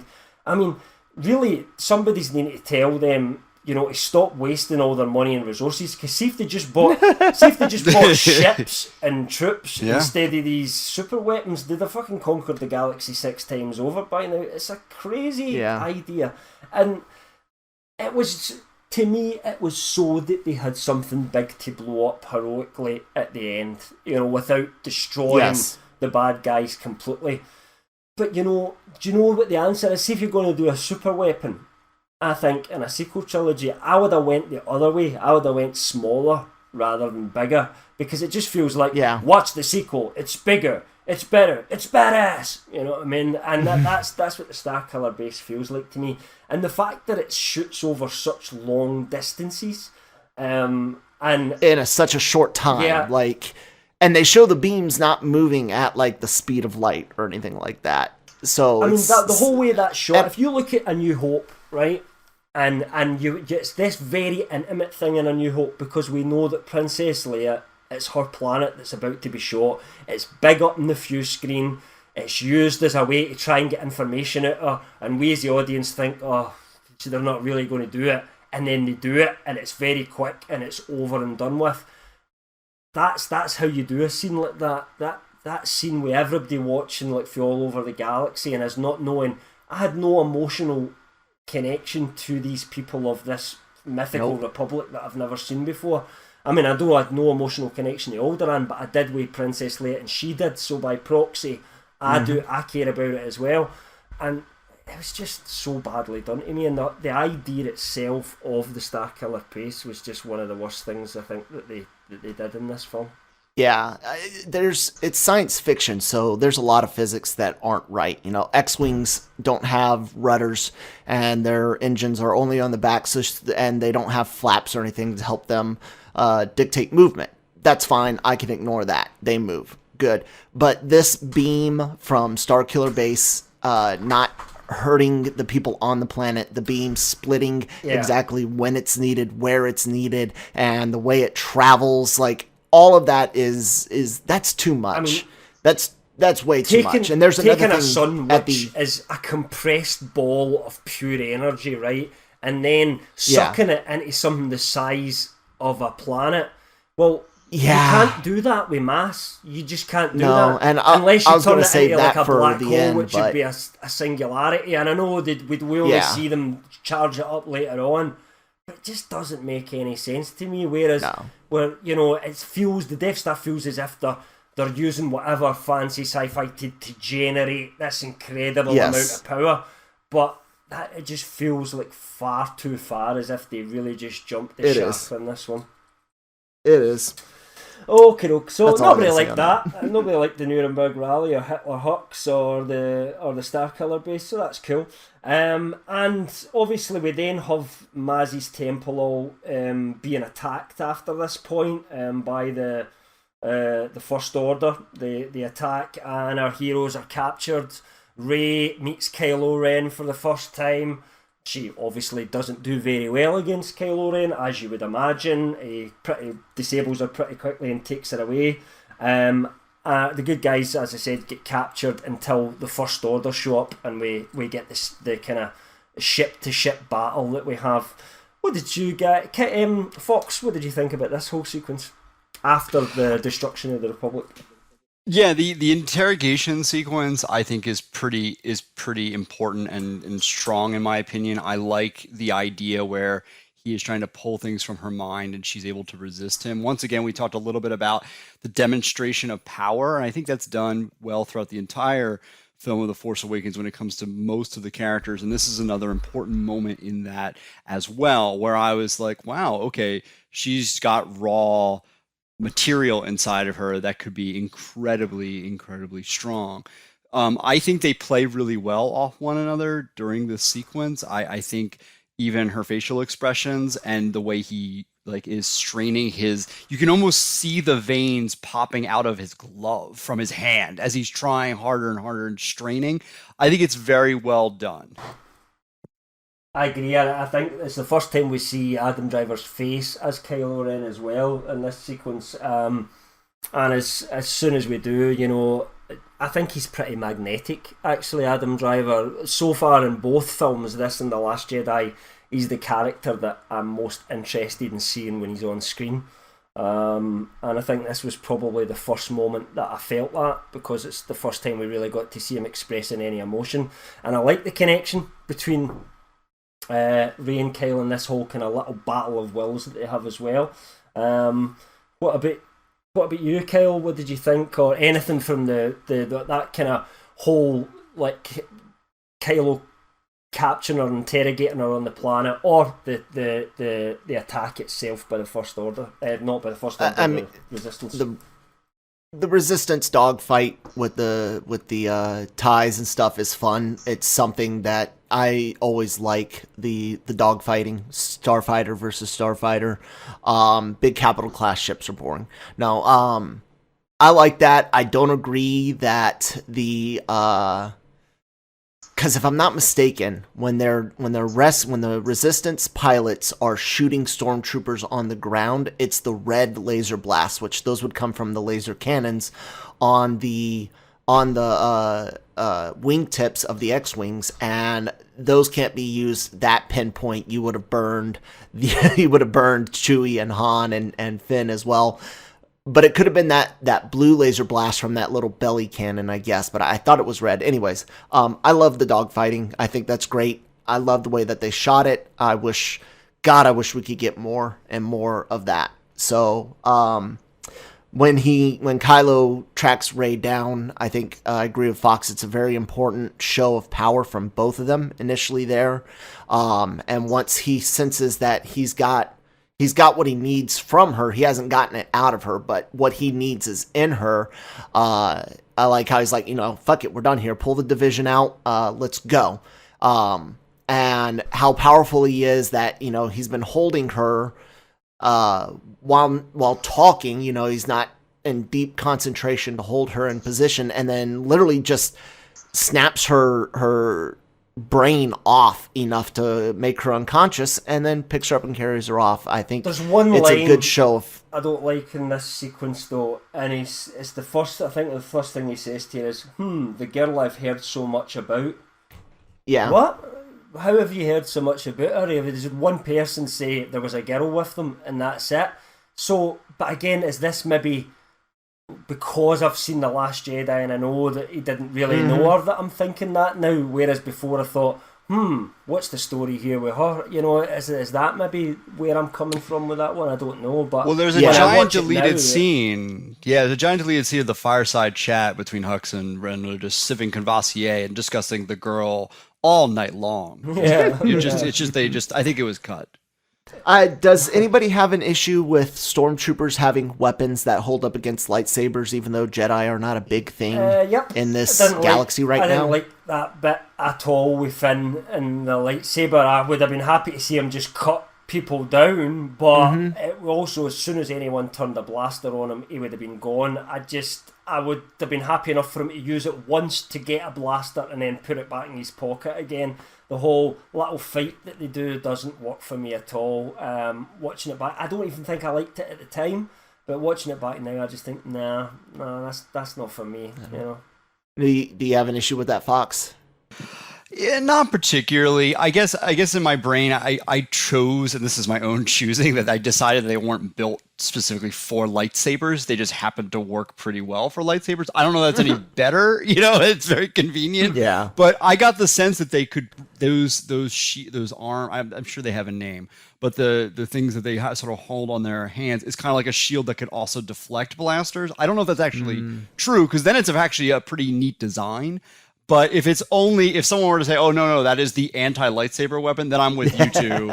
Okay, that seems kind of like, on the off chance that maybe I'll run into a Jedi, even though they're extinct, seems redonkulous. Yeah. But I just chose to be like, it's their latest system that happens to work also really well against a lightsaber, but I may be giving them too much credit. I didn't like, I thought the dogfight was fine until the sequence where, and it's a well-made shot where Finn watches as Poe goes around and kills must be about 500 ships in one pass, or something like that. I actually thought that again went a little bit too far with Poe's skills, because the way I'm looking at it is, this guy blows Anakin Skywalker, Han Solo, or any of these other great pilots out the water, because he literally, every single angle he turns the ship to, he manages to get a kill in one streak all the way around. And did anybody else not like that, or is that just me? It's not. Go ahead, Kyle. Oh no, go ahead, Fox. I'll say this: it didn't bother me, but I did notice it, thought it was odd, and then instantly dismissed it. Okay. I think he's a little bit too skilled. I don't even think Wedge Antilles was that skilled, and Wedge was like the best non-Jedi, non-Force sensitive pilot there was. Yeah. Yeah, that's what I mean. I think there was even people back when 7 first came out saying that, is Poe Force sensitive because he's that good? Well, that might have worked for me if we found out that there was actually some Force sensitivity in Poe that was awakened somehow at the same time as Rey or whatever, so we could have had a couple of people on the scene. I don't know how that would have worked so much with the second film, but maybe that's something they could bring into episode 9. They find out Poe's sensitive as well, but you'd kind of think that would have come up before now if they were going to go that way. But yeah, it was just a little bit too good pilot skills for me, I have to say.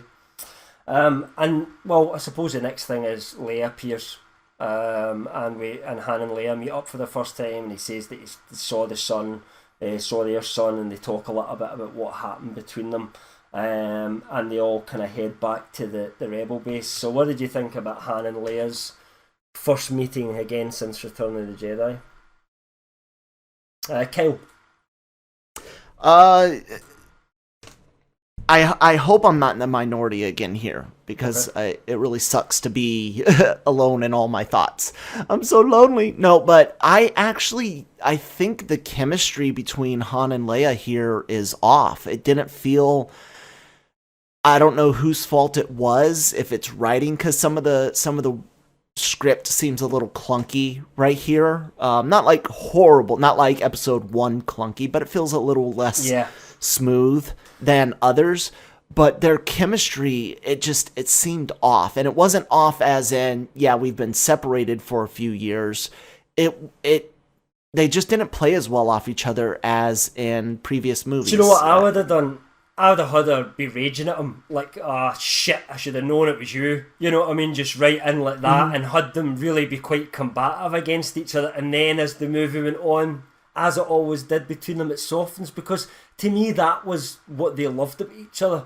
They loved ragging on each other. You know, that was their relationship. You know, they were never a couple that were going to go down the beach kind of holding hands and discuss what was happening for the dinner. They were going to be a passionate, fast burning flame, if you like. You know, that was the kind of relationship they had, and so I felt that was missed. So I agree with you. I don't think the chemistry is there. Fox, are you in the minority, or do you? I am in the minority. Woohoo! Woo! Okay, so this is my thinking. You know, in my brain, these two people have probably not seen each other for a very long time. That's very clear. I like the way that Han is both excited and nervous, and so I would expect the actual interaction, and I thought it was purposefully awkward. You know, when you see someone and you have a lot of history, some good, a lot bad, probably ended bad, but now has cooled off a little bit, I think that makes for a very naturally awkward conversation. And I actually think in a lot of movies I've seen it done so badly. I'll give an example from Disney as well. I think about the scene in Black Panther when Black Panther sees, oh my gosh, Lupita Nyong'o's character, who I'm blanking on right now, and there's a whole thing, I never freeze, and he like freezes in front of her, and it's like, oh look how clearly awkward he is around him, even though you've never seen Black Panther ever lose his cool or be awkward ever, and you'll never see it again. So I actually thought it was a good way of explaining very quickly that they have very conflicted feelings. They're like kind of happy to see each other, but it's drumming up a lot of emotions that are probably all jumbled. So I was okay with it, and I actually thought that I got to see what you all are referring to, which I fully agree with, the playfulness later and we talked about this before, but like, you know, she's like, when have you ever had a good idea? And when have you done anything? And she goes, don't say the Death Star. You know, there's some of that comes back later. So I actually thought this initial meeting was as good as it was going to be. But that's just my thinking. Okay. Okay. So I suppose next, after they can all go back to the base, but then we do see Kylo attempting to interrogate Rey once again, but this time back at the Starkiller base, and he's unable to do so. And in his frustration, he goes back to speak to Snoke again. And Snoke gives him a little bit more information, and talks a little bit about, I think, his dad and stuff like that as well. And I think he says that he's to bring Rey to her, and then by the time he goes back to doing that, or to going back to find Rey to take her to see Snoke, she has obviously escaped using the Jedi mind trick. So what do you guys think about this whole thing, the interrogation, Snoke, and then Rey obviously using the mind trick to get out of her bondage situation? I'll be quick. I love the escape, mostly because I love the fact that it's Daniel Craig and it's very clearly Daniel Craig's voice. Yeah. I usually am not a huge fan of those celebrity type cameos, but I think that works so well here. And it again, it's funny. It's as good in my brain as the. It's not as probably going to be as memorable, but like the move along, these are not the droids you're looking for sequence from A New Hope. It's not as good as that, but it had the same flavor of it without doing it again. So I really like the scene. Here's my issue with that bit though. Sorry, have you got an issue with it? Do you want me to jump in first? What do you want to do? No, you go ahead and I'll come in after you. So, am I the new Kyle? What happened? I think from my point of view, I've got a problem where using what seems to be quite a senior skill, like a more developed skill of the Jedi, so quick without any training. She just seems to suddenly know that she has the ability to do that. To me, that was going a little bit too far with her awakening from the Force. I mean, if she had moved somewhere mind very briefly and that caused her, somebody to land in the Stormtrooper's head, I'd have maybe accepted that more than a full-on Jedi mind trick. But hey, that's just me. What were you going to say, Kyle? So I think my wife actually brought it up in this way, and so credit to her. Rey has experience in resisting Kylo's mental probing because he does it to her once, and she knows how that feels. So when he does it to her a second time, she can figure out how to fight back against that a little bit. But she has never seen anybody or known of anybody using the Jedi mind trick to convince somebody to do something. Yeah. And so that leap from fighting a mental probe to being able to suggest things to people, mind control, however you want to phrase it, I think that is a bit too far. Not that she couldn't do it. Not that she's not powerful enough to do it, just that she doesn't know she can do it. It's kind of odd. Yeah, you maybe end up, you could be the best, pick a skateboarder in the world, but the first time you ever jump a skateboard, you're not going to know. And then before you watch other experienced people, you wouldn't know what kind of tricks you could actually attempt because you're just starting off. You're given this thing and you don't know what to do with it. So, these things take years for people to develop how to, if you can watch somebody do it though and you can copy it, then you can learn it a lot quicker. So I'm with you on that one, Kyle. I suppose the next thing is we get the plan to blow up the Death Star 3. The Star Killer base. And they even show, they get the little picture of the Death Star. This is the Death Star. This is the Star Killer base. You know what I mean? And it's like, really accentuating the fact that this is so many more times bigger than the Death Star. And we do get a little bit of playfulness, as Fox alluded to, between Leia and Han here. As they kind of develop what they're going to do, and Han obviously has the idea that we're going to go in and blow it up, and in order to do that, they're going to have to go in and deactivate the shields. They've never done that before, have they? Have to go somewhere and deactivate a shield to let the fighters come in and attack? Yeah, that's new, yeah, I think it is. And of course, then the idea is that Han's going to go on the Falcon and he's going to somehow get through the shield and land on it. And he's not told MD what he's going to do, but we find out the idea is to come out of hyperspace well exactly inside the planet and then kind of pull up. And then the Falcon basically crashes because they're so low and they smash through some trees and things like that. So, Fox, what did you think of the whole plan to blow up the Starkiller base and the Falcon's arrival? I mind it less than the actual way in which Starkiller base works, because I'm more apt to I'm able to separate out and think, well, I like the idea of sneaking in almost like a heist type fashion in order to deactivate something. I know it's been done before, but if done well, you can provide a lot of tension and action and things like that. I roll my eyes a little bit because I agree with you that it's been done. It's not as egregious of an error as, making Starkiller Base a planet Death Star, but it's it's passable in my opinion. I will say it does allow for what I think is one of my other favorite lines in the movie. That's not how the Force works, when Han Solo is yelling at Finn, which the delivery of that is absolutely fantastic. Yeah. So I'm sort of ambivalent to this because I like the idea of putting characters in that situation, but I also recognize it's, copying something that's been done before, which is a problem this movie. I'm okay with it to a point. Now this is where we're at that tipping point where I'm like, okay, you're no longer paying homage, you're just redoing. And this is about the point of the film where I reach my saturation. Okay. I'm not quite sure I like jumping light speed into a planet's atmosphere at all. But again, that's a lot of EU knowledge in me. The planning, it's too much, too similar to 4 and 6.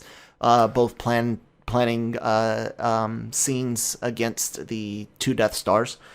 And, was anyone expecting Akbar to show up here? You can see the Starkiller base.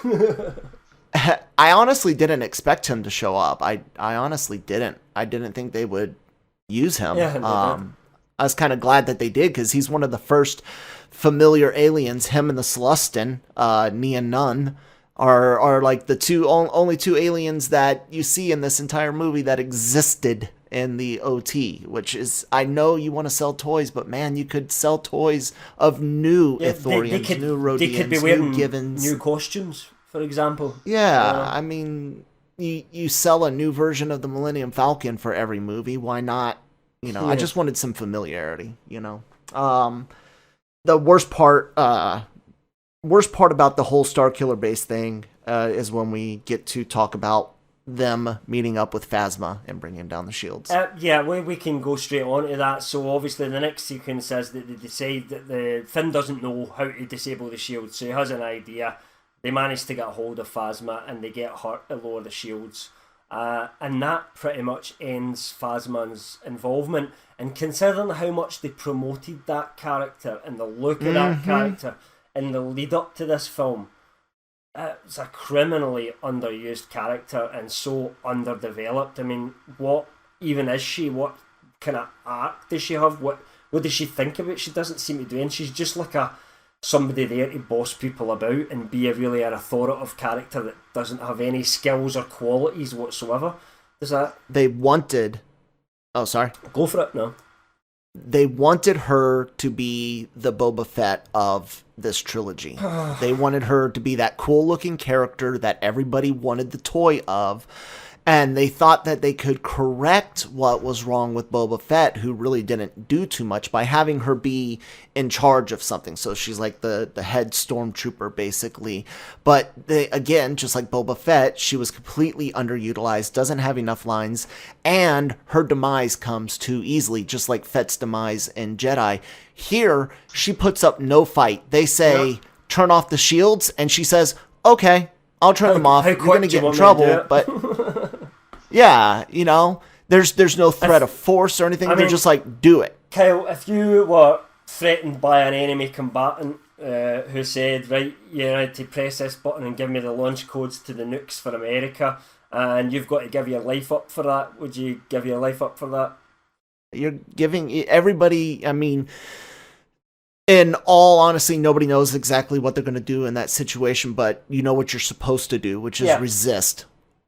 To all costs, resist, because the greater threat is the destruction of your nation, and your family, so Maybe you she really have to put. Things, but she believes in the First Order. But she believes in the First Order, and she knows that if they destroy this super weapon, that the First Order should have been hurt, and she should have put up some sort of resistance. And how did she get out of this trash compactor and escape when so many thousands of First Order officers perished in which we'll get to the end, obviously, the destruction of the planet?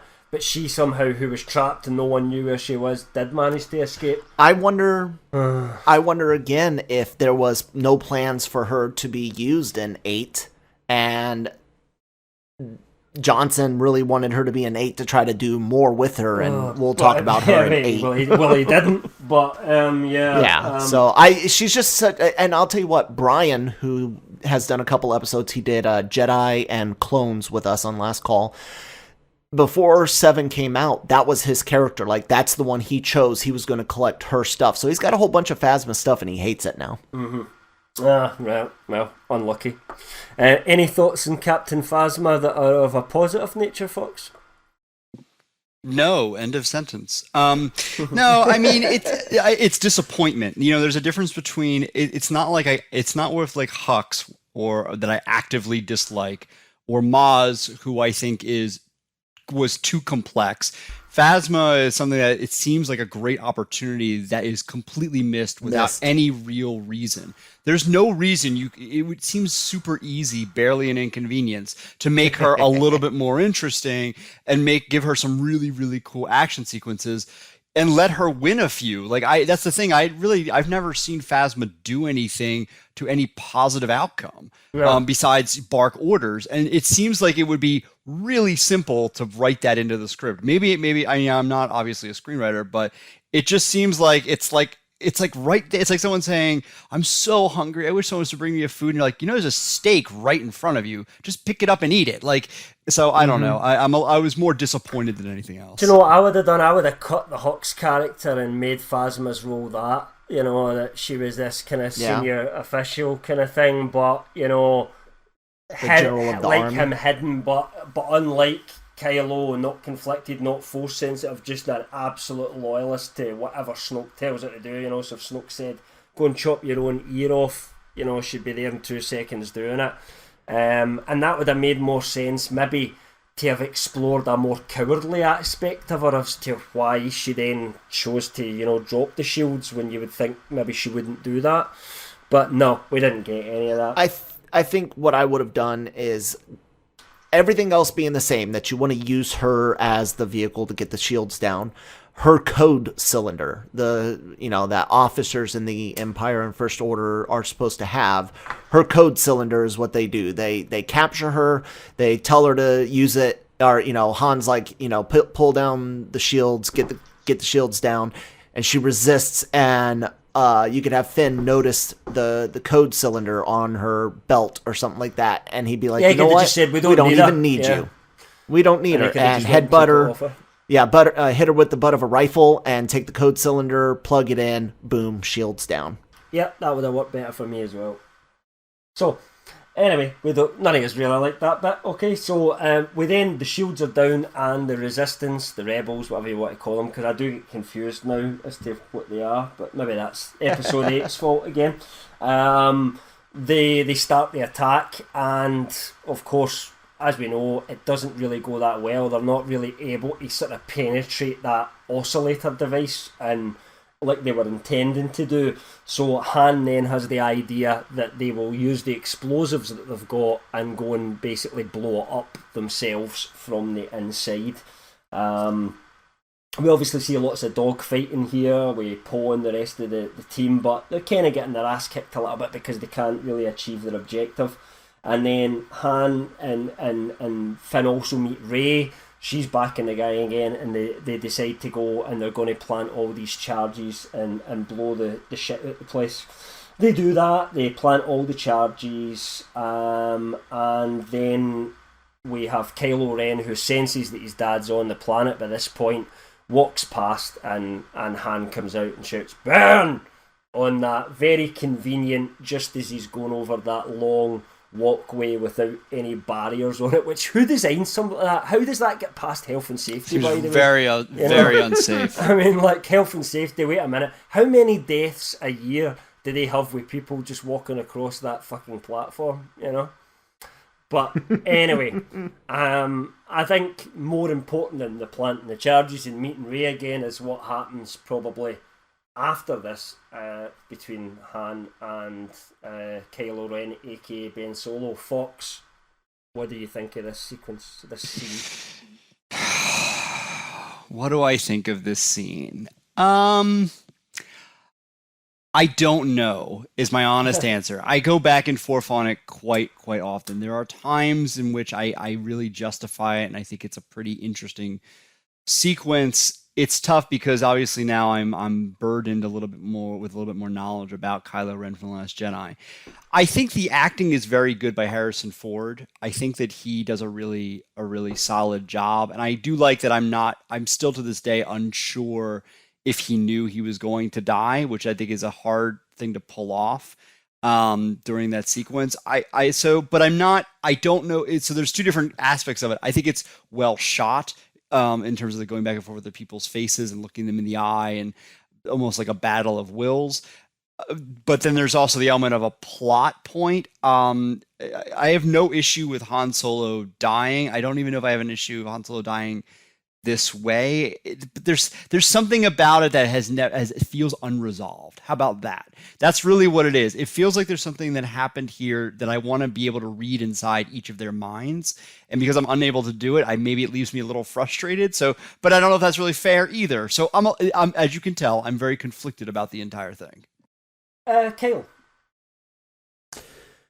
Look, it's everything around Han Solo, of course, is tainted with me. I don't know how to approach this because I'm fine with him dying. I'm fine. I like this sequence overall, and I like his interaction with Kylo.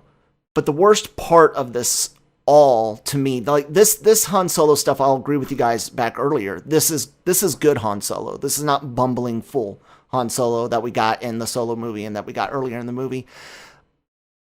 The worst part about this for me, I'll put it this way, as simple as I can. The worst part about this whole scene for me is calling Kylo Ren Ben. Because that was the first time his name. We had actually heard his name at that point, isn't it? I hate his name being Ben. When you watched it at first, was it this instant reaction for you as soon as you said Ben that you went? I looked at Christine. No. Yeah. I looked at Christine and she looked at me and she laughed because she could see how angry I was. I was visibly upset, and actually for a moment I considered walking out. Oh. That's how upsetting this name because. And it's not, I didn't need him to be named Jason. I didn't need him to be named Anakin. He could have had a completely original name. You know, Anakin, but it makes no sense. It makes no sense for Leia and Han. I agree. To name him Ben. There's no real relation. I mean, Leia, you get the sense, never really even met Ben Kenobi. Like the way she refers to him in A New Hope, it's I heard my father spoke of you. So unless they establish maybe in this new Kenobi series that they knew each other and they had a far more personal. Oh, I hope they don't do that. Connection. No, I hope so too. I hope so too. But like clearly, Han Solo only knew Ben Kenobi for about a half an hour. Yeah. So and you know, man. Right, and I mean, yeah, you could argue he helped them escape the Death Star, but I mean, there were plenty of other people who were instrumental in making sure they survived. I mean, hell, I would have been fine with Lando at that point. Like that would have seemed a far more appropriate name. There's lots of other names. Akbar Solo works for me as well. I mean, there's lots of other things that you could have done here. Ben seems like the one that, of all the names you could come up with, that's the one that seems the oddest. Yes, it is. I do agree. And I don't hate it absolutely in the way that Kyle does.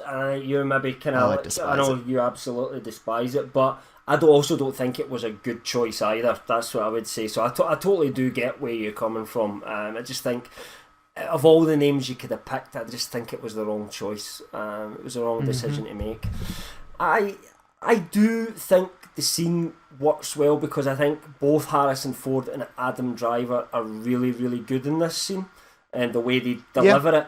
I'm not quite sure the dialogue was what it needed to be. I think there needed to be a little bit more there.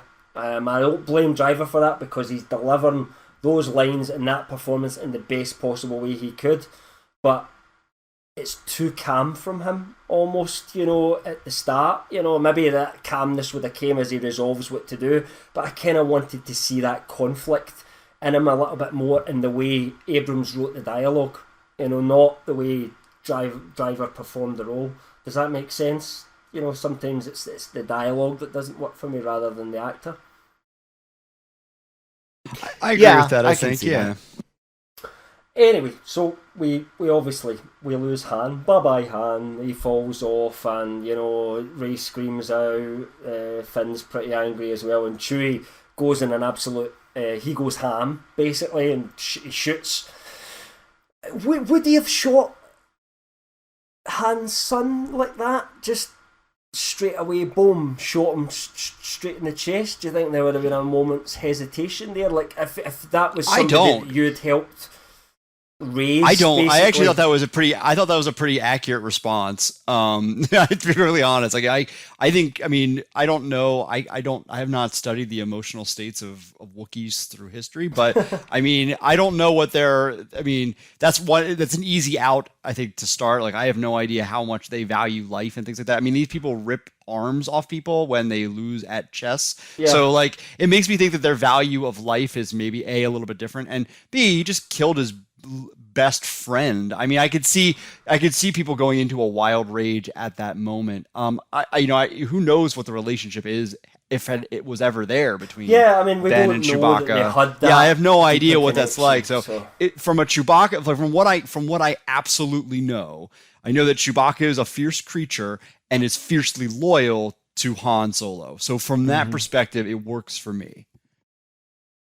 Yeah, I did like when he went completely ham and then shot everybody else, though. I thought that was really good. It was like Rage Chewie, which I don't think we've ever truly seen very much, so I did like that aspect of it. Yeah. Kyle, sorry. I dug it. I'm good with it. I think him shooting Kylo at that point, he's like, yeah, there's no chance I'm bringing him back, and I should go ahead and kill him. Okay. So we then move outside, obviously, and it's snowing by this point, because as the sun disappears, suddenly it would start snowing because we're supposed to think it's colder. I think that despite all the solar energy, mere literally inches away from the planet, inside a planet is containing the power of an entire star, and it's snowing. But I do like that the way that it is snowing and the snow is actively falling and it's nighttime. I love the way it looks. This whole next bit, I think, as we then get into, obviously we're clearly getting to both Kylo versus Finn, and then the lightsaber moment and Kylo versus Rey is what's coming up here. But I do love the way that's shot. I think it may be the most gorgeous shot of all lightsaber fights in the entire Star Wars saga so far. There you go. That's something I will say for it. Visually, I think it really, really just pops out. The lightsabers against the darkness, but the white just kind of giving everything a different look as well. It does really work for me. I have to say, I'm not sure about. There's a lot of criticism about the way Kylo seems to struggle a little bit against Finn. I'm not sure I really buy that, but hey, let's talk about the Finn part first then. What do you guys think, Fox? I like this battle a lot. I mean, I think it's also the reason why, this battle actually doesn't work unless Chewbacca shoots Kylo, I might add. I mean, I know it's because he's injured. Right. So it's a common tactic that you see. I remember Daredevil season 1 did this, as well. Like, in order to level the playing field between someone who's ultra powerful and those who are clearly not, you need to do something. So I was okay with this battle. I fully agree with you that the colors are stunning, and I really do enjoy the raw energy that I feel is crackling off the screen, given the way it is shot. The actual fight sequence I like a lot, and I think Finn goes longer than I would expect him to go under the conditions set. But I don't want to. It's not as if he's really doing well. You never feel at any point like he's going to win, do you? It never gives you that impression that it's a tough fight. You feel like Kylo Ren's literally just toying with him a little bit, and when he gets fed up, he ends it. It's more of an annoyance for Kylo Ren, I think, than anything else, which is kind of interesting.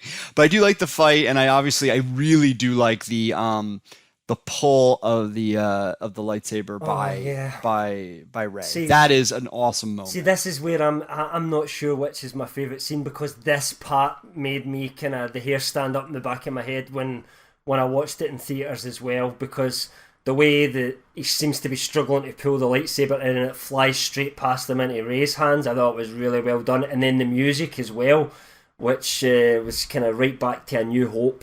You know, the way it was composed was like A New Hope music and everything like that.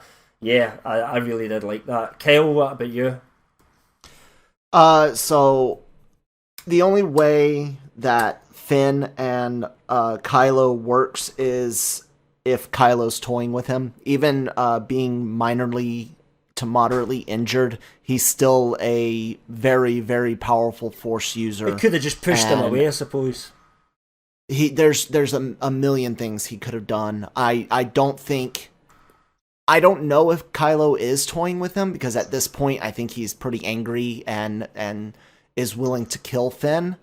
But they don't ever really give us any clues. Could Finn, if Kylo wanted to kill Finn, would he have lasted that long? Absolutely not. Not in a realistic sense, looking at their abilities, even with an injury.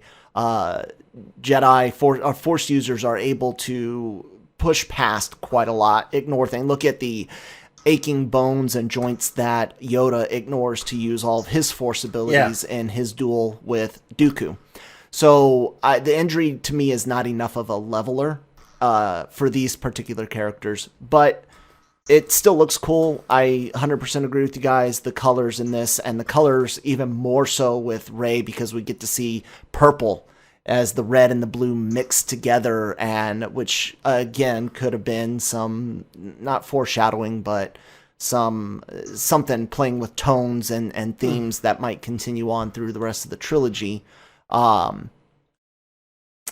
like the moment where Rey grabs the lightsaber, and I'll hand it back over you, Cam, to continue on that part. Well, yeah, I mean, obviously as I said, the music builds. She's kind of obviously shocked when she's holding that lightsaber, but you know, you get that sense that it feels right to her suddenly, like she's accepting it. Whereas when back in Mazzy's, she was pushing it away. That she's accepted that now. She ignites it, and obviously they start to fight.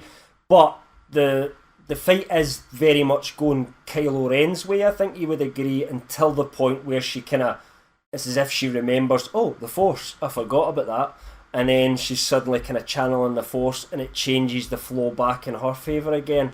I'm actually okay with all of that. It's not one of the, I know we talk about, like, did Rey become too powerful too fast? This isn't one of the moments that bothered me, because when you're in that fight or die kind of situation, instinct takes over more than sort of any intellect, whereas the interrogation scene, I think, was more, as you say, a learned skill. This just seems like more, this is natural in my hand, and I'm channeling the Force through me, and it's she's letting the Force guide her very instinctively. Are you guys okay with that fight? Did you like the fight overall between the two of them? Fox? I did, yeah. I think it's a very cool fight. I think it only works again if Kylo Ren is continually a little bit injured. And I actually think I like how it ends without any clear real resolution. You know that each of them are going to live to fight another day. I'm glad they didn't make that ambiguous in any way, shape, or form. I thought that the actual stunt choreography is top notch. Clearly, both actors trained with swords. They move in a way that makes me think that they are using the Force, but they are, in order to justify their exceptional fighting prowess. I overall really appreciate and enjoy this sequence. And do you know what I appreciate? And this is one thing at least J.J. Abrams got that Lucas lost in the prequels.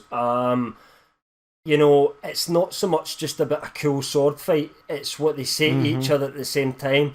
And it's how Kylo then, when he's got her pinned back, says to her, you need a teacher. I can be that teacher for you. You need to learn the ways of the Force. And then that suddenly triggering in her, there was emotion in the fight, and I think that's absolutely what was missing from all those fancy dancy flipping lightsabers round about in the prequel trilogy, and what so sadly was missing from the Obi-Wan and Anakin Vader fight in Revenge of the Sith. Would you agree with that, Kyle? So we've talked about this 100%. This is definitely the best duel we've had since Obi-Wan versus Maul. It is an actual fight. Not only are they themselves not twirling around, they're not twirling their lightsabers. Every movement of their bodies and the lightsabers has a purpose in either striking or defending against a strike. It's wonderfully choreographed. And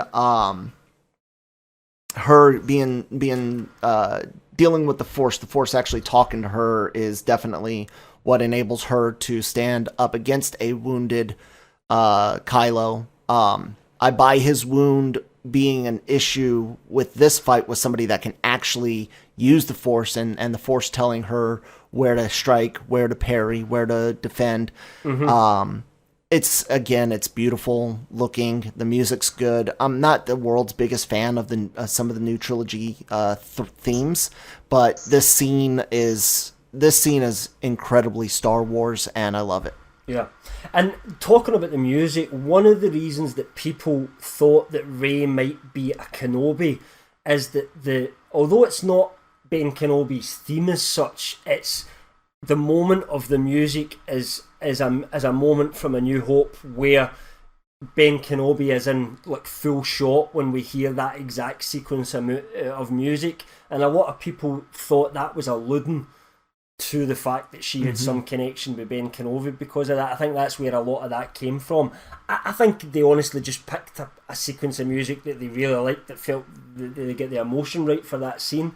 I think that was maybe just fans looking into that a little bit too much, but I thought I would mention that anyway.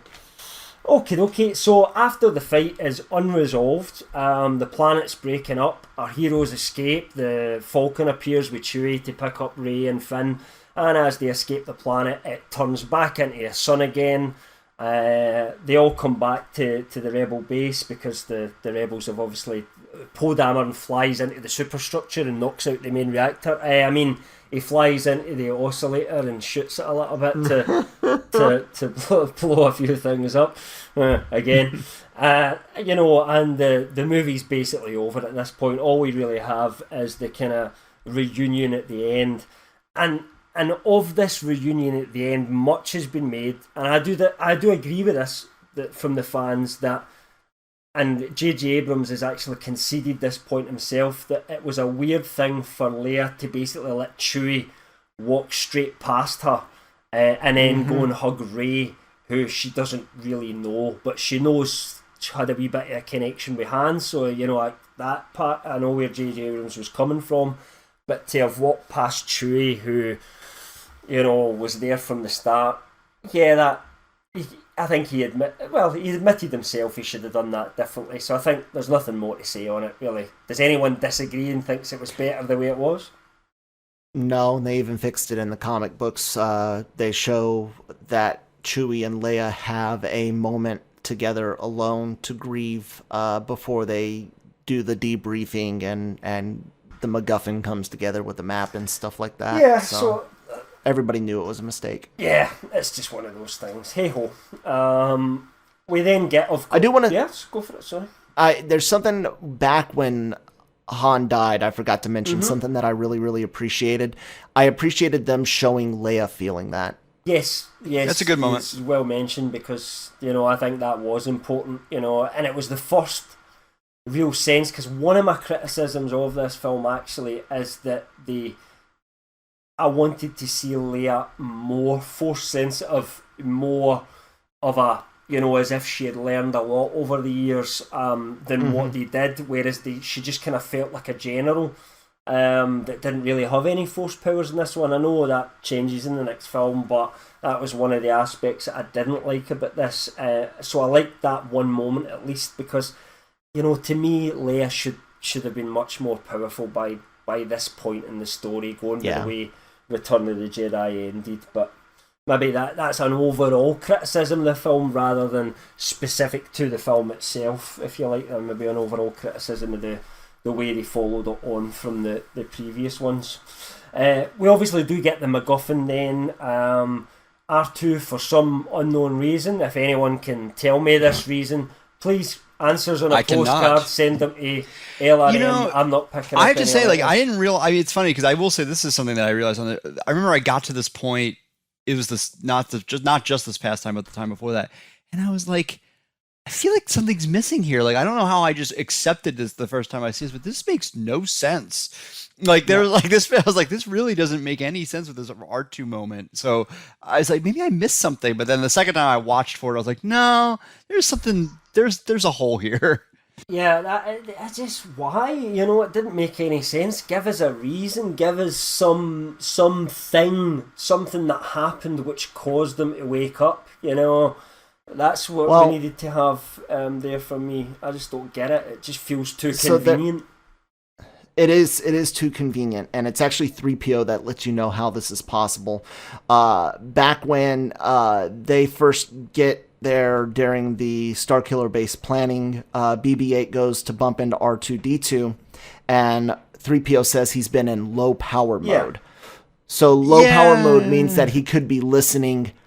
Could be. It's still a stretch, and I don't like it, but I'm saying BB-8 was already back with a map at that point. That would have been the point to wake R2 up and give them the map. Yes. And they could have done it at that point. They absolutely could have done it at that point because it wouldn't have mattered. The Starkiller base was still coming and still had to be dealt with. So the plan for Luke, that's going to have to wait now till this is over because this is now the priority. And that would have made far more sense than then doing it at the end of the film. And it makes me wonder whether that was the initial plan and he kind of felt that he needed a moment because of to build up to the Luke thing at the end, because he wanted to end the movie that way, that he moved it to the end to make that work better. Does that make maybe? I think that's why he did it, but I don't think it works. It doesn't. It feels so, and it's one of the most disappointing things in The Force Awakens is the lack of the interaction we finally do get with 3PO and R2. Feels so forced and out of place. Yeah. I just don't like it. Anyway, I think what they could have done there, absolutely, was they could have still had now that this has been dealt with. What do we do about the map for Luke Skywalker? They could have still had that discussion, and what they decided to do could have still happened, absolutely, without them having to wake R2 up at that point for me.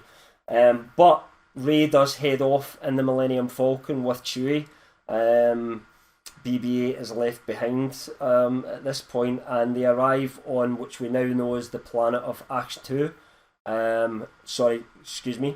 Gesundheit.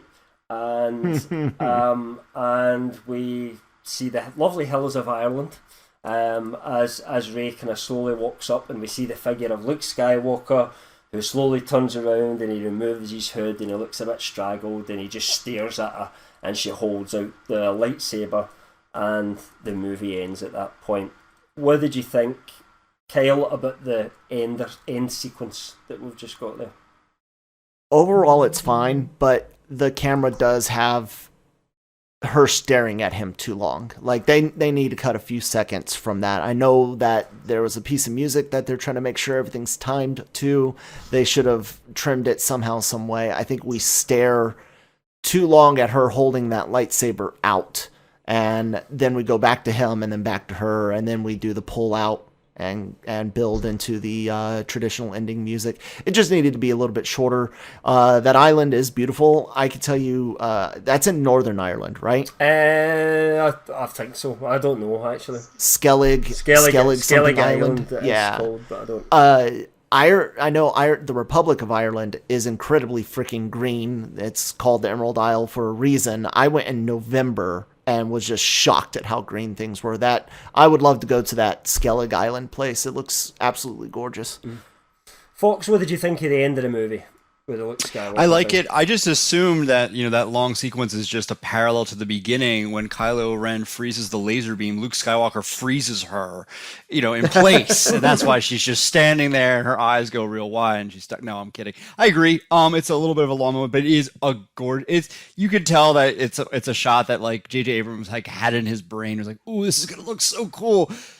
Forget everything about plot and, uncomfortable silences. I just really want to do this big crane swooping shot of the island. And because it is so beautiful. It ends on a cool note. I remember being in the theater and people clapping when you see Luke. And I kind of thought that was a ballsy way to end the film because of the fact that we really had no idea, how much Mark Hamill was going to be in the film. I can remember even Mark Hamill going out and doing a little bit of press to drum up The Force Awakens, which I thought was genius considering how little he is in the film. So anyway, I'm a fan of the ending. Did we lose Cam again? No, I'm still here. Okay. It was just something weird happened with my computer there. My only issue with the ending of this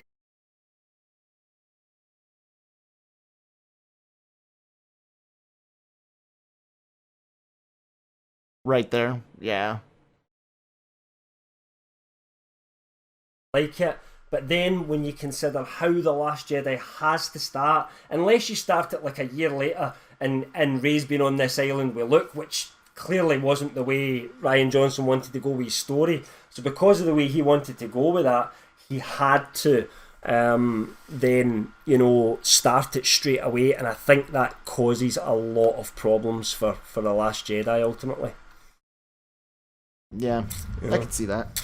Hey, let's go on to some of the questions that we've got and things like that. So let's start off with Kyle. Who was your favourite actor in this film? I think best actor for this was Driver as Kylo Ren, easily. I love it. I love him, and I'm down with it, man. I'm a big Kylo fan from the get-go. And Fox, do you agree or disagree with that? Not that I disagree, but I give more credit to Daisy Ridley. I think she does a phenomenal job with the tremendous amount of stuff she has to do in her journey. So I'm going to give it to her. Okay. I'm going Adam Driver as well because he's the character that I'm most interested in seeing at all times. When he's on and it was the same in The Last.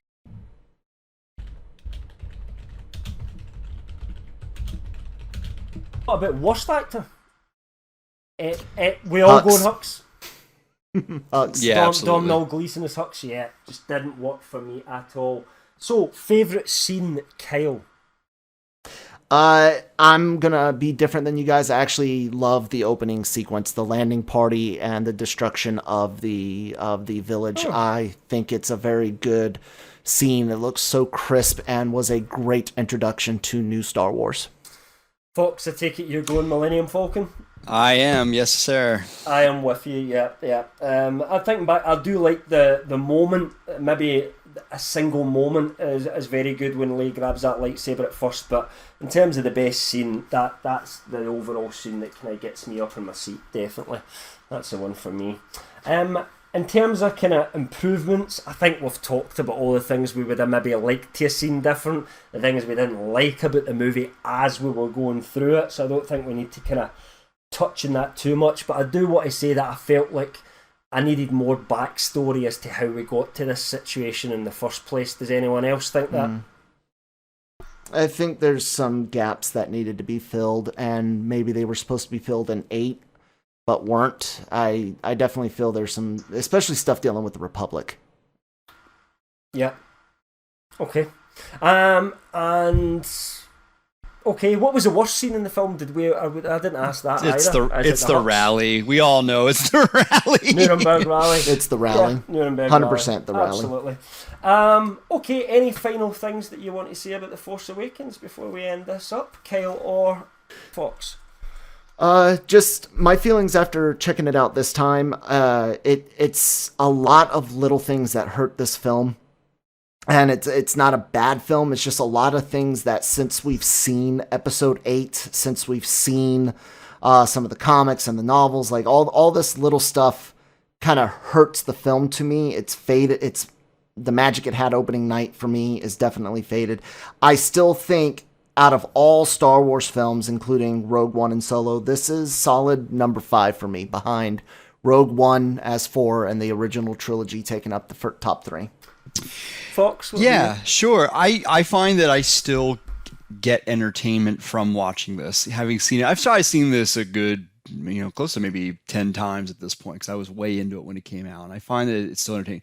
That said, I find myself, there are certain movies which if I put on, I'm not going to skip a moment. It's funny, last night, for example, Nathan has just seen Infinity War, and I was like, okay, it's almost time for bed. You want to watch one scene from Infinity War? And he was like, yeah, and then we ended up starting 40 minutes to the end, and then we had to watch the whole thing. I don't feel beholden to not skip around in this film. So there are definitely things where I'm like, okay, I don't need to see this. Fast forward, the Rathars, I'm sure I'm saying that wrong. The some of the stuff with General Hux, almost all that, I'm like, I don't really need that. But the parts that I enjoy the hell out of. Mm-hmm. Yeah, I'm with you. I agree with Kel. The fact the magic's faded somewhat. I also agree with you, Fox, in terms of that I can watch it and enjoy it. What I think is that it's a decent enough film, but I don't think it's a great Episode 7 to a 9-part saga, because I think there's just too much information that we don't have about why we got there, and maybe that was the job of Episode 8 to give us more of that, and I don't think it did that well enough. So I just feel like I don't understand why the events continued on past Return of the Jedi in the way they did, and where the First Order came from, why, what was that caused Ben Solo to be so easy to turn to the dark side in the first place, etc., etc. I just wanted a little bit more in for that. Okay, if no final words then, Fox, where can people find you? Same place you can find YouTube most often. I write a lot of movie reviews for LRM Online. That's the place to find most of my work. I've had everything I think I create at this point you can find on LRM Online. So if you're looking for a movie review, it's always without spoilers. Come to LRM Online and read what I got. And Kyle? You guys can find me at that Kyle Malone on Twitter and hosting LR Mornings every Monday through Friday. And you can catch me at LRM_Cam on Twitter, or you can catch me writing stories on weekdays and in the comments section. Please remember to tune in for next month's Last Call podcast, because this one is The Last Jedi, and we know how divisive The Last Jedi is amongst the fan base. Well, it's divisive in LRM as well, because we have Jammer, who is our editor-in-chief, who absolutely loves The Last Jedi, and me, who really does not like that movie at all. And Kyle, I think, is more on my side than he is in Jammer's, but we'll find out in a month's time, I guess. But he's definitely more on the fence than I am, that's for sure. So that is going to be a good one. And as always, check out Lost Fanboys podcast every Friday, LRM Mornings with Kyle, Jammer, and whoever can get on from time to time is on every day. And please check out Breaking Geek Radio as well. Okay, and guys, thanks very much. Thank you. Thank you, Cam. All right, thank you. Bye. May the Force be with you.